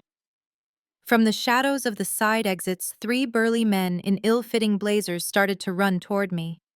These were the cheap contract guards Richard had hired to replace our family's staff. I did not flinch. I did not even slow down. Just as the lead guard reached out to grab my arm, a wall of black fabric moved in front of me. Marcus, the former head of security, whom Richard had fired 3 days ago, stepped out from behind a pillar. He was not alone. Terrell and two other members of the original security team stood shoulder to shoulder with him, forming an impenetrable human shield around me. They were not wearing uniforms. They were wearing their Sunday best, but their stance was professional and dangerous. The contract guard skidded to a halt, looking up at Marcus, who towered over him by 6 inches. "Move aside," the guard barked. Mr. Jenkins gave an order. Marcus looked down at the man, his face stone cold. "Mr. Jenkins does not sign my paycheck anymore. And you are not touching Ms. Brooks." Richard slammed his hand on the podium, the sound booming through the speakers. "Marcus, what do you think you are doing? I will have you all thrown in jail. I am the CEO of this company."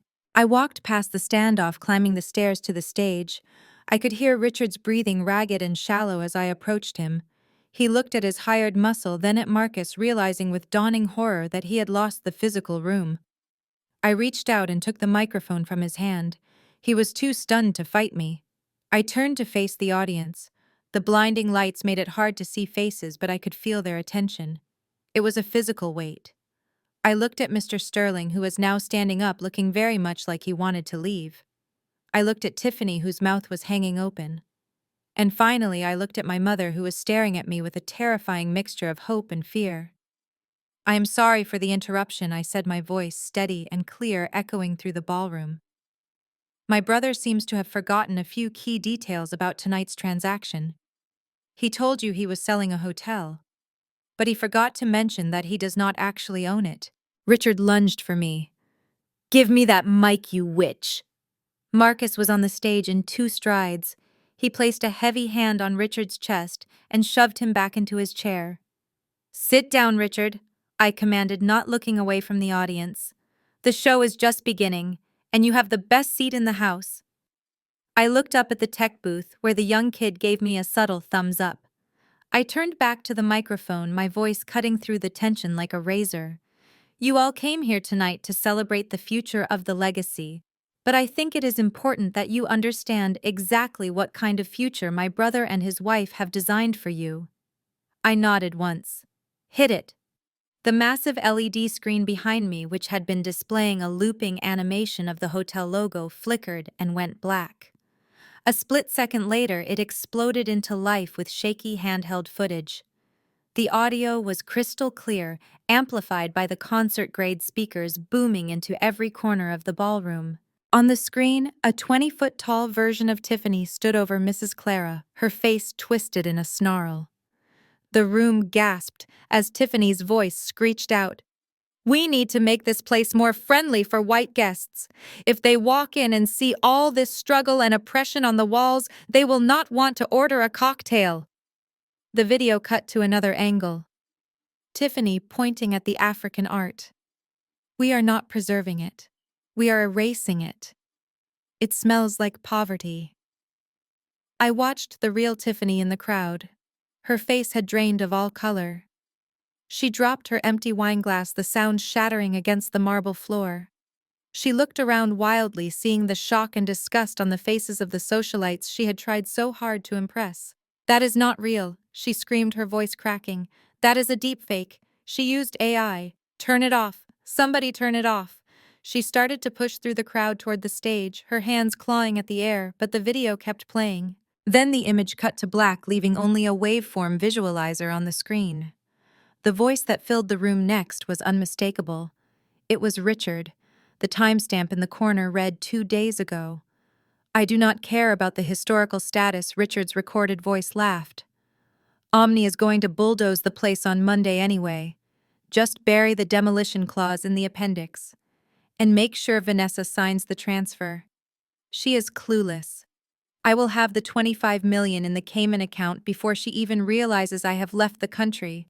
She thinks we are retiring to Europe. I am retiring. She is going to be left with the debt." A collective gasp, louder than the first, swept through the room. I looked at Mr. Sterling. He had stopped midway through putting his pen away. He looked at the screen, then at Richard, his face hardening into a mask of fury. He had been lied to. He was not buying a hotel, he was buying a felony fraud case. Richard was struggling against Marcus's grip in the chair, his face a deep shade of purple. That is illegal. You cannot play that. It is wiretapping. Tiffany reached the edge of the stage, screaming at the sound guy. Kill the feed. I will sue you. I will sue all of you. But nobody moved. The truth was out loud and ugly, echoing off the walls of the empire they had tried to steal. I looked down at my mother. Vanessa was no longer looking at the floor. She was looking at the screen, her eyes wide, the realization crashing down on her that the man she had sacrificed her daughter for had planned to leave her with nothing but the wreckage. The silence that followed the video was heavy, filled with the sound of a family breaking apart and a deal crumbling into dust. Mr. Sterling looked at the frozen image of Richard's face on the screen, then down at the contract on the table. He picked up the document, ripped it cleanly in half, and let the pieces flutter to the floor. I do not do business with frauds, he said, cold, his voice carrying in the stunned silence. He turned to his team. Pack it up. We are leaving. No, Richard screamed, the sound tearing from his throat like a wounded animal. You cannot leave. We have a deal. I signed it. It is binding. He scrambled over the table, knocking over crystal glasses and flower arrangements, desperate to grab Sterling's arm. Marcus stepped forward to intercept him, his hand reaching for Richard's shoulder. That is enough, Richard. It is over. Do not touch me, Richard shrieked. He reached into the waistband of his tuxedo trousers. I saw the glint of metal under the stage lights a second before the scream ripped through the crowd. It was a snub-nosed revolver, small but deadly. He waved it wildly, forcing Marcus to step back with his hands raised. The ballroom erupted into chaos. Guests dove under tables, diamonds clattering against the floor. Waiters dropped trays of champagne. The string quartet scattered, abandoning their instruments. Richard scrambled back to the podium, his chest heaving, sweat pouring down his face, ruining his spray tan. He held the gun in one hand and waved the crumpled coffee-stained papers he had retrieved from the floor in the other. Everyone shut up, he bellowed the microphone, picking up his ragged breathing. Sit down. Nobody leaves until this deal is funded. He turned the gun on Mr. Sterling, who had frozen halfway down the stairs. Get back here, Sterling. You are going to wire that money. I am the CEO. I am the legal owner of this corporation. I have the papers. Look at them. My signature is the only one that matters. He was unraveling before our eyes. This was not a businessman making a power play. This was a man who knew that if he walked out of this room without $30 million, the loan sharks would kill him before sunrise. He was not afraid of prison. He was afraid of Vinny the shark. I stood my ground in the center of the stage, the only person not cowering. Richard swung the gun toward me, the barrel shaking violently. You! He spat, his eyes wide and bloodshot. This is your fault. You always thought you were better than me. Grandma's little princess. You think you can take this from me. I will burn this hotel to the ground before I let you have it. I looked down the barrel of the gun. My heart was hammering against my ribs, but my voice was steady. It did not belong to the scared girl he had thrown out 3 days ago. Put the gun down, Richard. You are waving papers for a building that does not exist. You are holding the deed to a corpse. I am the owner. He screamed again, his voice cracking, tears of rage mixing with the sweat. I am the king of Chicago. No, Richard. I said, soft, taking a slow step toward him. You are just a tenant, and your lease is up. I reached into the inside pocket of my jacket. A collective gasp rippled through the room. The security guards flinched and Richard's finger tightened on the trigger. He thought I was reaching for a weapon. He was right. I pulled out the blue bonded legal folder I had retrieved from Samuel Goldberg. I held it up, the gold leaf lettering of the header catching the stage lights. You are right about one thing, Richard, I said, my voice cutting through the panic like a knife. You possess the deed to the physical structure of the Legacy Hotel. The bricks, the mortar, the chandeliers. Congratulations. It is a lovely pile of rocks. I took a step forward, ignoring the gun pointed at my chest. But you forgot to check the basement. You forgot that in 1985, Grandma Hattie separated the assets. She put the building in the corporation's name, but she put the land, the actual earth we are standing on right now, into a private trust. Richard's eyes darted from the paper to my face. What are you talking about? That is a lie. It is called a ground lease. I continued opening the folder to the signature page. The corporation rents the land from the trust, and I am the sole trustee of that land. You are not the landlord, Richard. You are a tenant. I checked my watch, a slow, deliberate movement that made Richard tremble with rage. And here is the bad news. The ground lease was for a 40-year term. It expired at midnight. I looked up at him, a cold smile touching my lips. That was 5 minutes ago. The silence in the room was absolute. Even the sobbing from under the table stopped. According to the contract, I said, reading from the page, upon expiration of the lease, if no renewal is signed, all improvements on the land revert to the landowner. That means as of 5 minutes ago, I do not just own the dirt. I own the building. I own the furniture. I own the microphone in your hand. And I certainly did not authorize a sale to the Omni Group. I tossed the blue folder onto the floor at his feet. It landed with a heavy slap. You are trespassing, Richard.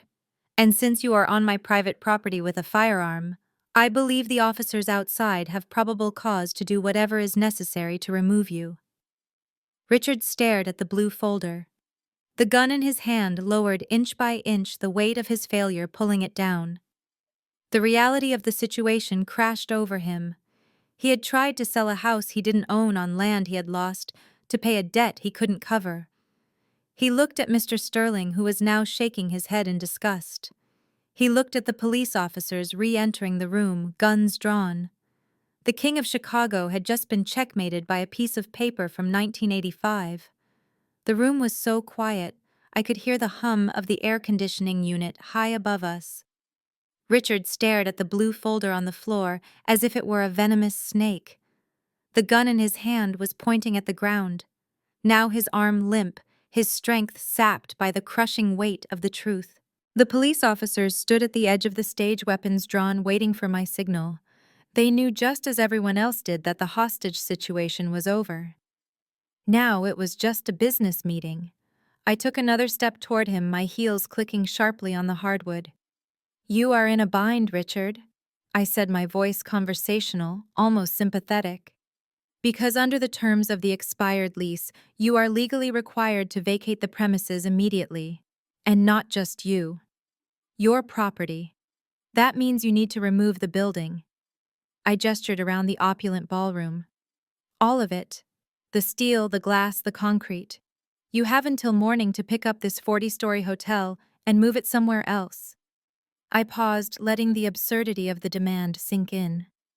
Or you can pay the demolition costs to return my land to its original state. I estimate that will run you about $12 million. Money you do not have. Richard looked up at me, his eyes hollow. He looked like a man who had aged 20 years in 20 minutes. He opened his mouth to speak, but no sound came out. He was trapped in a logic puzzle designed by a woman dead longer than his tenure as CEO. However, I continued, reaching into the pocket of my white blazer. I am feeling generous tonight. I am willing to save you the trouble of demolition. I am willing to purchase the improvements from you right here, right now. I pulled out a single crisp $1 bill. I held it up, George Washington staring back at him with stoic indifference. $1, Richard. That is my final offer. I buy the corporation, the building, and all its assets for $1. It relieves you of the liability. It stops the eviction suit. And it might look good to the judge when you are sentenced for fraud later this week. A nervous titter ran through the crowd. It was the ultimate insult. He had tried to sell it for $30 million. I was buying it for the price of a vending machine soda. Richard looked at the dollar bill, then at the police closing in, and finally at Vanessa. She was the metallic ratchet of the handcuffs tightening around Richard's wrists, cut through the ballroom like a guillotine. It was a cold, final sound that signaled the end of his delusion. Vanessa stood frozen by the VIP table, her emerald gown shimmering under the harsh stage lights, her eyes locked on the man she had worshipped, who was now being restrained like a common criminal. For months she had swallowed his lies like sedatives. She had believed the bruises were accidents, the insults were stress, and the isolation was for her protection. But the recording of his voice laughing about leaving her destitute had finally flushed the poison from her system. Richard saw her watching him. Even now, with his arms pinned behind his back by two officers, his instinct to manipulate kicked in. Vanessa, he pleaded, his voice dripping with a desperate, sickly sweetness. Baby, listen to me. This is a misunderstanding. Call the family lawyer. Get the bail money. We can still fix this. Do not let them take me. That word, we. It lit a fire in her eyes that I had not seen since my father died. Vanessa walked toward him. The officer started to intercept her, but she held up a hand, her gaze so ferocious that he instinctively stepped back. She stopped inches from Richard's face. He smiled weakly, thinking he still held the leash. I knew you would not abandon me, he whispered. The sound of her hand connecting with his face was louder than the gunshot had been. It was a full palm slap, backed by months of fear and betrayal, hard enough to snap Richard's head to the side and split his lip. The crowd gasped in horror. Richard stared at her, stunned, a trickle of bright red blood running down his chin. You do not get to speak to me, Vanessa screamed, her voice raw and terrifying. You do not get to say my name. I gave you everything. I gave you my home. I gave you my dignity. I turned my back on my own daughter for you, and you were going to leave me to rot in debt. She grabbed the lapels of his tuxedo, shaking him violently despite the officers trying to intervene. Where is the money, Richard? The operating accounts are empty. The pension fund is gone. You said it was invested. Where did you hide it? Richard laughed, a broken, wet sound. It is gone, Vanessa. All of it. Vinny took the first 5 million. The rest I spent it keeping you happy.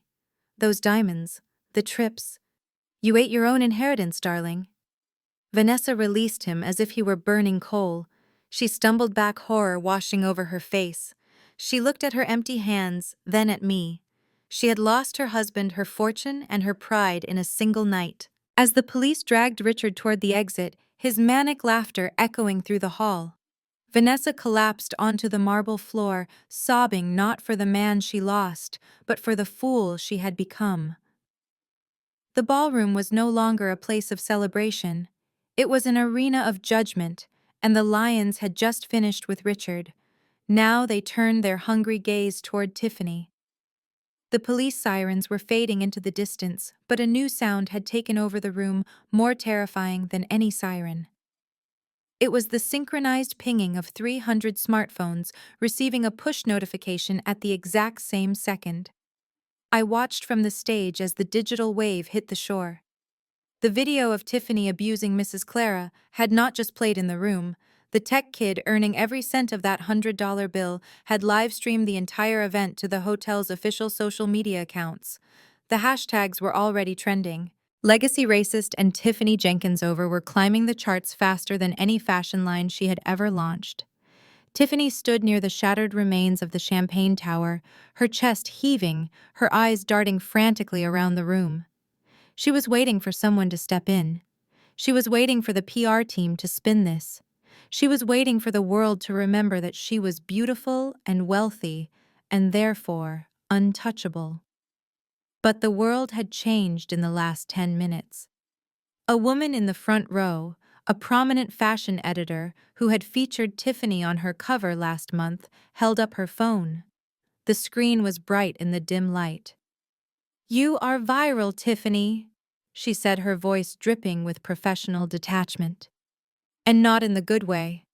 The board of directors for Maison de Luxe just issued a statement on Twitter. Tiffany froze. Maison de Luxe was her biggest contract.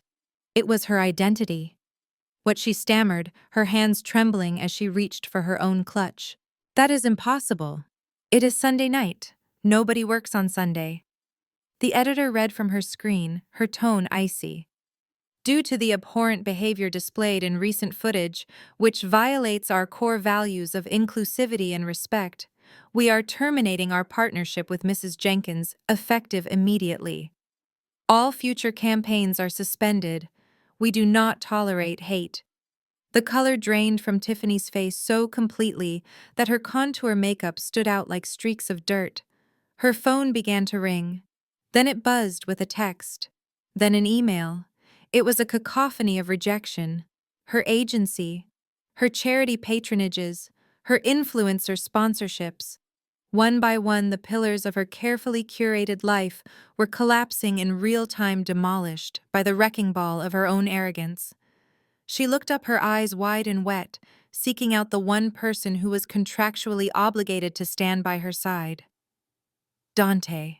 Her husband was standing near the overturned floral arrangement, holding a glass of scotch he had not taken a sip of in 20 minutes. Dante was a man who had built his life on being the perfect accessory. He was handsome, silent, and expensive. He had tolerated Tiffany's cruelty because it financed his lifestyle. But everyone has a limit, and Dante's limit had apparently been reached the moment she became a global pariah. Tiffany rushed toward him, her heels clicking frantically on the marble. "Dante," she gasped, grabbing his arm. "You have to do something. Call your father. Call the lawyers. Make them stop looking at me. We need to leave. Get the car." Dante looked down at her hand on his sleeve. He did not look angry. He did not look sad. He looked completely and utterly indifferent. He slowly peeled her fingers off his jacket one by one, as if removing a piece of lint. "There is no we, Tiffany," he said, his voice quiet, but carrying effortlessly in the hushed room. "Not anymore." "What are you talking about?" she shrieked, hysteria rising in her throat. "I am your wife." Dante set his glass down on a passing waiter's tray. He reached for his left hand. He twisted the platinum band that encircled his ring finger. It was tight, but he pulled with a determined grimace until it slid over the knuckle. He held it up for a moment, the diamonds catching the light, a symbol of a promise that had been empty for years. "I can handle the spending," Tiffany. Dante said, his voice flat. "I can handle the vapid parties. I can even handle your family's criminal incompetence. But I will not be married to a bigot. It is bad for my brand." He dropped the ring into the empty breast pocket of her gold dress. It clinked against her collarbone before settling into the fabric. "I am taking the Tesla. My lawyer will call you in the morning. Do not come to the condo." Dante turned on his heel and walked away. He moved through the crowd with the ease of a man who had just shed a heavy weight. The crowd parted for him, offering him silent nods of respect for abandoning the sinking ship. Tiffany stood alone in the center of the dance floor. The guests began to turn their backs to her, forming a wall of exclusion. It was a social execution. She looked at me on the stage, her eyes begging for mercy, for acknowledgement, for anything other than this crushing isolation. I simply turned off the microphone and stepped down the stairs to join my mother. Tiffany Jenkins was no longer my problem. She was a ghost in a room full of people who had already forgotten her name. Standing up now, her face dry, watching him with a look of absolute detachment. He realized then that he was completely alone. His empire was a hallucination. His power was a borrowed suit. He dropped the gun. It hit the stage with a heavy metallic thud that signaled the end of the war. His shoulders slumped. "Where do I sign?" he whispered, his voice broken. I motioned to the lawyer Eleanor, who had materialized by the stage with a simple bill of sale she had prepared hours ago. She placed it on the podium next to the discarded Omni contract. Richard picked up the gold pen he had planned to use for his victory lap. His hand shook violently as he scrawled his signature on the line. I placed the dollar bill on the podium. "Pleasure doing business with you," I said. "Now get off my property." The police moved in instantly, grabbing Richard by the arms and slamming him against the podium to cuff him. As they read him his rights, he did not fight. He just stared at the dollar bill, the only thing he had left to show for his life's ambition. The chaos of the local police arrest was beginning to settle into a murmuring spectacle, with Richard Jenkins trying to negotiate a bribe with a patrol officer who looked more bored than tempted. Richard was leaning against the podium, his hands cuffed behind him, sweat stinging his eyes. He was already formulating his defense for the morning. It was just debt. It was a civil matter. He would call his lawyers, pay a fine, and be back at brunch by noon. He looked at me with a sneer, his confidence slowly returning now that the gun was gone. "You think this is over, Zara?" he hissed. "This is a temporary inconvenience. I will be out on bail before you can finish your drink." But the universe, it seemed, was not done with Richard Jenkins. Before I could respond, the heavy oak doors at the back of the ballroom did not just open, they were thrown wide by men in windbreakers with bold yellow letters emblazoned on the back. FBI. The atmosphere in the room shifted instantly from the drama of a local dispute to the terrifying gravity of a federal raid. The local officers stepped back, lowering their heads in deference, as a team of 6 federal agents swarmed the room, moving with the synchronized precision of a pack of wolves. The lead agent, a woman with steel gray hair and a face carved from granite, marched straight up the center aisle. She ignored the guests, ignored Tiffany sobbing on the floor, and ignored the local police. Her eyes were locked on Richard. She stopped at the base of the stage and flashed a badge that caught the light like a blade. "Richard Jenkins." She announced, her voice projecting to the back of the silent room without a microphone. "I am Special Agent Miller with the Federal Bureau of Investigation Financial Crimes Division. We have a federal warrant for your arrest." Richard laughed, a nervous, high-pitched sound. "Federal? You must be joking. I owe some money to a loan shark. That is hardly a matter for the FBI. This is harassment. I want your badge number." Agent Miller did not blink. She signaled to her team, and 2 agents moved up the stairs to take custody of him from the local police. "We are not here for your loan sharks, Mr. Jenkins. We are here for the Ponzi scheme you have been running through the Legacy's pension fund for the last 5 years. The color did not just drain from Richard's face, it vanished, leaving him looking like a corpse. He staggered back, his knees hitting the podium. "Ponzi. I do not know what you are talking about. I am a legitimate businessman." I stepped forward, then, holding a thick black binder I had kept hidden in my briefcase.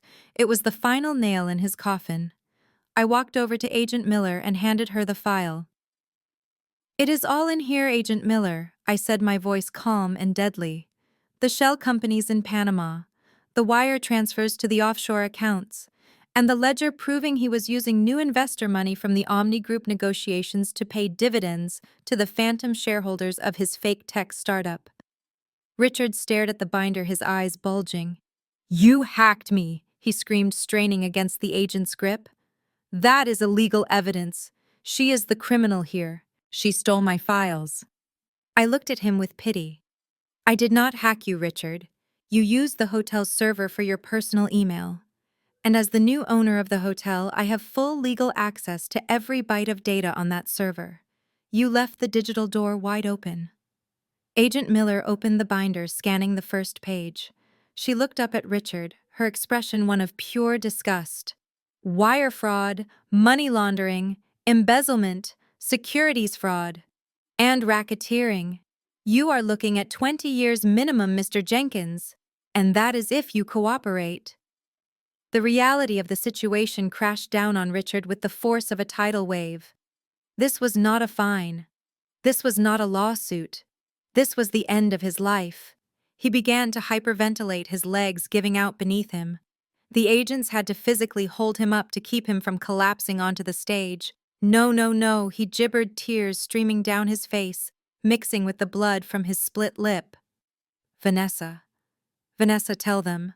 Tell them I did it for us. I was trying to build an empire." I looked over at my mother. Vanessa was standing by the stairs, her arms wrapped around herself. She looked at the man she had destroyed her family for. She looked at the FBI agents. She looked at me. And for the first time in years, her eyes were clear. She did not step forward. She did not cry out. She simply turned her back on him. Take him away, Agent Miller ordered. As they dragged him down the stairs, Richard began to scream. It was a primal, ugly sound, the sound of a narcissist facing the void. He kicked and thrashed, losing one of his expensive Italian loafers in the process. The shoe lay alone on the red carpet, a pathetic symbol of his fall. The guests watched in stunned silence, their phones recording every second of his humiliation. He was dragged past the investors he had tried to swindle, past the wife he had abused, and past the granddaughter he had underestimated. I stood on the stage watching him disappear through the double doors, the flashing red and blue lights from the convoy of SUVs outside, illuminating the ballroom in jagged bursts. The noise of his screaming faded, replaced by the crackle of police radios and the murmurs of a crowd that had just witnessed a public execution. I took a deep breath, inhaling the scent of lilies and victory. The cancer had been cut out, the hotel was clean, and I was the last one standing. The morning sun broke over Lake Michigan, casting a golden halo around the brass revolving doors of the Legacy. The air inside the lobby no longer smelled of stale champagne and fear. It smelled of lemon polish, fresh coffee, and the lavender arrangement Mrs. Clara had personally placed on the central table. The chaotic energy of the raid had evaporated with the night replaced by a hushed, reverent anticipation. I stood near the entrance, my hands clasped tightly in front of me to hide their shaking. I had faced down the FBI, a gun-wielding narcissist, and a room full of hostile investors without blinking. But waiting for this black town car to pull up made my heart hammer against my ribs like a trapped bird. I had sent Marcus to the Shady Pines nursing home at dawn with strict instructions. He was to pack her bags, sign her discharge papers, and bring her home in the luxury sedan, not the wheelchair van. She was leaving that place as a matriarch, not a patient. The car pulled up to the curb, the black paint gleaming. The driver's side door opened and Marcus stepped out. He walked around to the passenger side with a solemnity usually reserved for heads of state. He opened the door and extended a hand. First came the cane, a sturdy piece of polished oak. Then came the hand, frail and paper-thin, but gripping Marcus's arm with surprising strength. And then Hattie Brooks emerged. She was wearing her Sunday hat and a coat that was slightly too big for her now, but she stood upright, refusing the wheelchair Marcus offered. Time seemed to warp as she approached the doors. The world slowed down. I could hear the rhythmic tap of her cane on the pavement, a steady heartbeat returning to the body of the hotel. The automatic doors slid open with a soft hiss.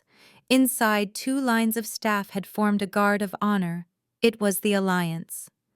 Mrs. Clara, her eyes shining with tears, stood at the front. Beside her were the bellhops, the kitchen staff, and the maids, who had been fired and rehired in the span of 24 hours. They stood tall, uniforms pressed, silent and respectful. As Hattie crossed the threshold, a collective breath was released. She was the ghost returning to the machine. She was the soul of the building. She walked slowly, her eyes scanning the room. She looked at the high ceilings, the polished marble, the chandelier that Richard had threatened to sell. She stopped in front of Mrs. Clara. She did not say a word. She simply reached out and patted Mrs. Clara's cheek. Mrs. Clara broke into a sob, quickly stifled, and bowed her head. Then Hattie turned her gaze to me. I felt like a child again, waiting for inspection. I had burned down the enemies, secured the assets, and rewritten the future, but none of it mattered if she was not pleased. She shuffled toward me, the distance closing agonizingly slowly. She stopped a foot away. Her eyes, once cloudy with medication and neglect, were sharp and clear. They held the steel of the woman who had built this empire from nothing. She looked at the white suit I was wearing now, cleaned of the wine stain. She looked at the keys in my hand. She raised a trembling hand and cupped my face. Her skin was cool, but her smile was warm enough to melt the last of the ice in the room. "I never doubted you," she whispered, her voice rasping but firm. "I knew you had the fight in you. You just needed a reason to use it. Welcome home, Zara." Tears finally spilled over my cheeks, hot and fast. I leaned into her touch, the exhaustion of the week crashing into me. I had saved the hotel, but more importantly, I had saved her. She took my arm, her grip tightening. Now she said, tapping her cane on the floor, "Take me to my office. We have work to do." The celebration in the lobby had quieted down to a low, efficient hum of productivity. I watched from the concierge desk as the staff moved with a renewed sense of purpose, stripping away the tacky gold decorations Richard had put up. In the middle of this restoration sat my mother.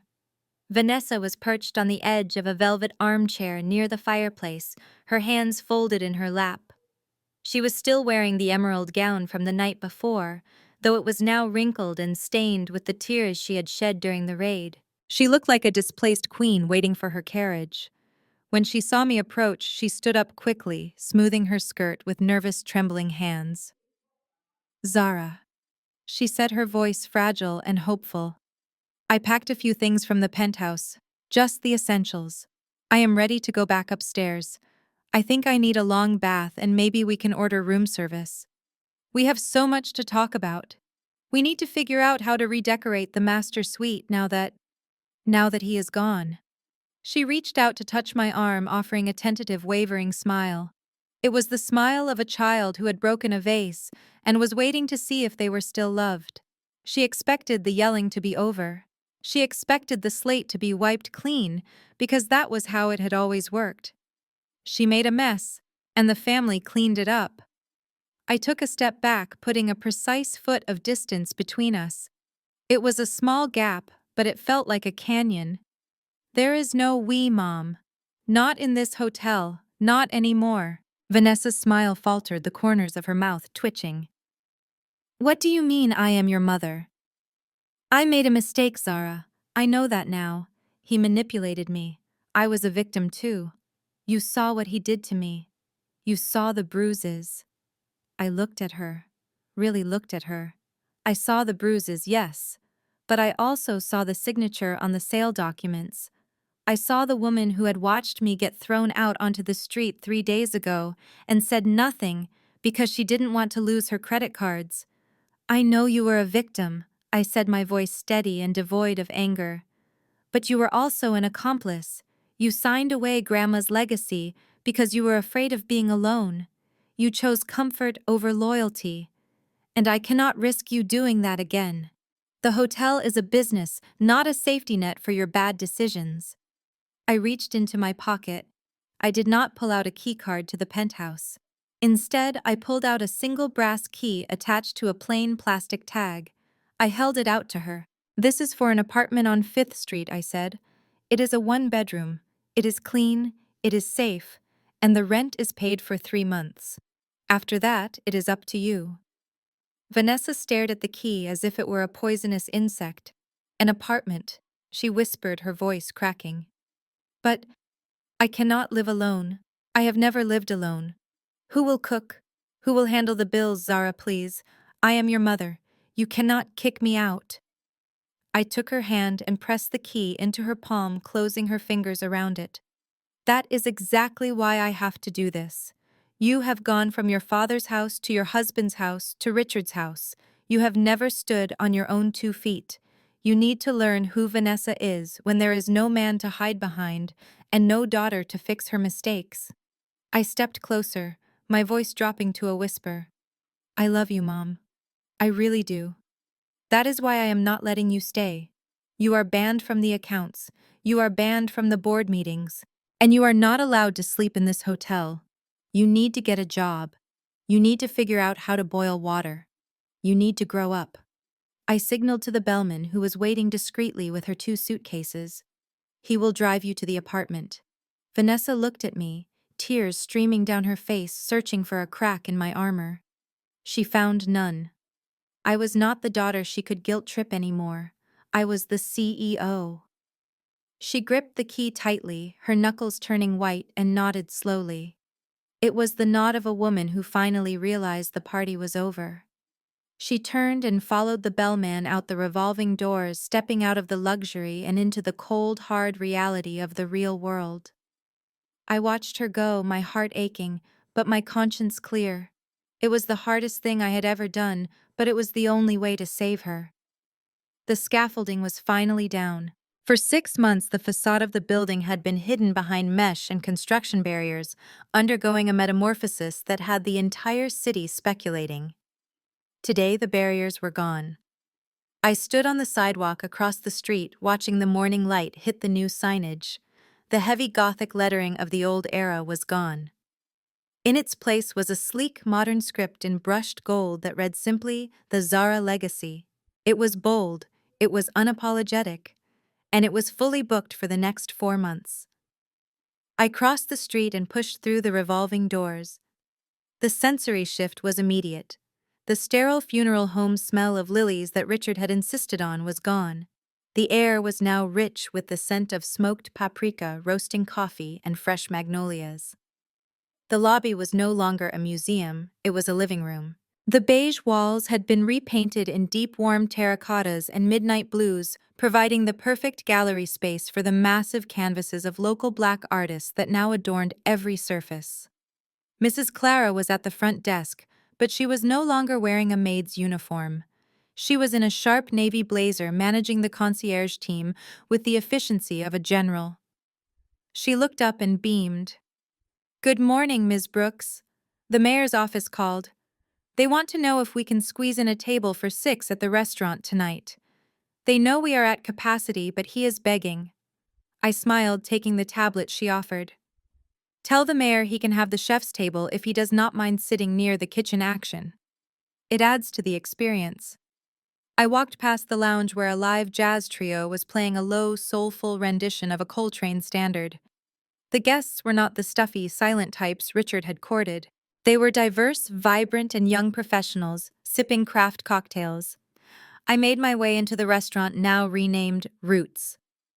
The concept was simple but revolutionary: soul food, deconstructed and elevated to Michelin standards. Franklin Vance was waiting for me in the private dining booth, a spread of spreadsheets laid out next to his plate of duck confit and grits. He didn't look like the angry man who had torn up a cancellation letter 6 months ago. He looked like a man who had just won the lottery. "Look at these numbers, Zara," he said, tapping a column on the paper. "We are not just recovering, we are dominating. Food and beverage revenue is up 300% since the rebrand. Occupancy is at 98%, and the event hall. We are booked solid for weddings through next year." The community didn't just come back, they brought their friends. I sat down and poured myself a cup of coffee. "Richard thought the culture was a liability," I said, looking out at the bustling dining room. "He thought our history was something to hide. He did not realize it was our currency. People are tired of glass boxes and generic luxury. They wanted a story." Vance nodded, closing the folder. "You didn't just save the building, kid. You created a landmark. Your grandmother's stock has split 3 times since the reopening. She is richer now than she was in the 80s. I looked through the glass partition to the kitchen where the chefs were plating dishes that looked like art. It had been a war to get here. I had lost a father figure, exiled a mother, and nearly lost my mind. But as I watched the dining room fill up with laughter and conversation, I knew the cost had been worth it. The legacy was no longer just a hotel, it was a statement. And for the first time in a long time, the foundation was solid. The wind off Lake Michigan was sharp, cutting through the silk of my blouse, but I did not shiver. I welcomed it. It felt like a baptism. I stood on the limestone balcony of the penthouse, the same spot where Richard had once stood, holding a champagne glass, toasting to a future he would never see. Below me, the city of Chicago was a grid of amber and neon, a living, breathing organism that never slept. From this height, the cars looked like blood cells moving through the arteries of the streets. The noise of the sirens and the L train was just a distant hum, a reminder of the world I used to be afraid of. I leaned my elbows on the railing, looking down at the entrance of the Zara Legacy. Even from 40 stories up, I could see the steady stream of guests arriving. It was no longer a fortress for the elite. It was a hub. It was alive. I thought about Richard sitting in a federal holding cell, trading his tailored suits for an orange jumpsuit. I thought about Tiffany scrolling through a phone that no longer rang, sitting in a condo she could no longer afford. And I thought about my mother Vanessa learning how to pay an electric bill for the first time in her 50 years. They had all underestimated the physics of power. They thought power was something you took. They thought it was hoarding assets and silencing dissent. They did not understand that real power is not about the height of the tower. It is about the depth of the roots. Grandma Hattie knew that. That is why she kept the land. She knew that seasons change, that storms come, and that buildings can crumble. But the earth remains. I turned away from the view, the city lights creating a halo behind me. I walked back toward the glass doors of the suite, catching my reflection in the window. I did not see the scared girl who had scrubbed floors in a disguise. I did not see the grieving granddaughter who had begged for a lawyer. I saw a woman who had walked through the fire and came out holding the match. I looked directly into the lens, breaking the fourth wall. The silence of the penthouse was heavy, but it was not empty. It was full of potential. They looked at me and saw a victim. I said, my voice low and steady. They saw a woman they could displace. They saw a history they could erase. They piled the weight of their greed, their racism, and their arrogance on top of me. They shoveled the dirt over my head and packed it down tight, convinced that the darkness would kill me. They walked away laughing, thinking they had dug a grave. A slow, knowing smile spread across my face. But they made a fatal miscalculation. They forgot the most basic rule of nature. They tried to bury us. They did not know we were seeds. I turned and walked back into the warmth of the hotel, leaving the cold night behind me. The most profound lesson from the Zara legacy is that true power lies in understanding the foundation, not just admiring the facade. While Richard and Tiffany focused on superficial wealth and status, Zara won by mastering the details. They ignored the legal frameworks, the community connections, and the history. It teaches us that being underestimated is a strategic advantage. When adversaries rely on arrogance, they leave themselves vulnerable to the truth. Ultimately, the story proves that resilience and integrity are the only currencies that matter. When you are grounded in who you are, no amount of dirt can bury you. It only helps you grow. Would you like me to create a pitch deck to help you present this script to producers? Or shall we develop detailed character bios for the casting call?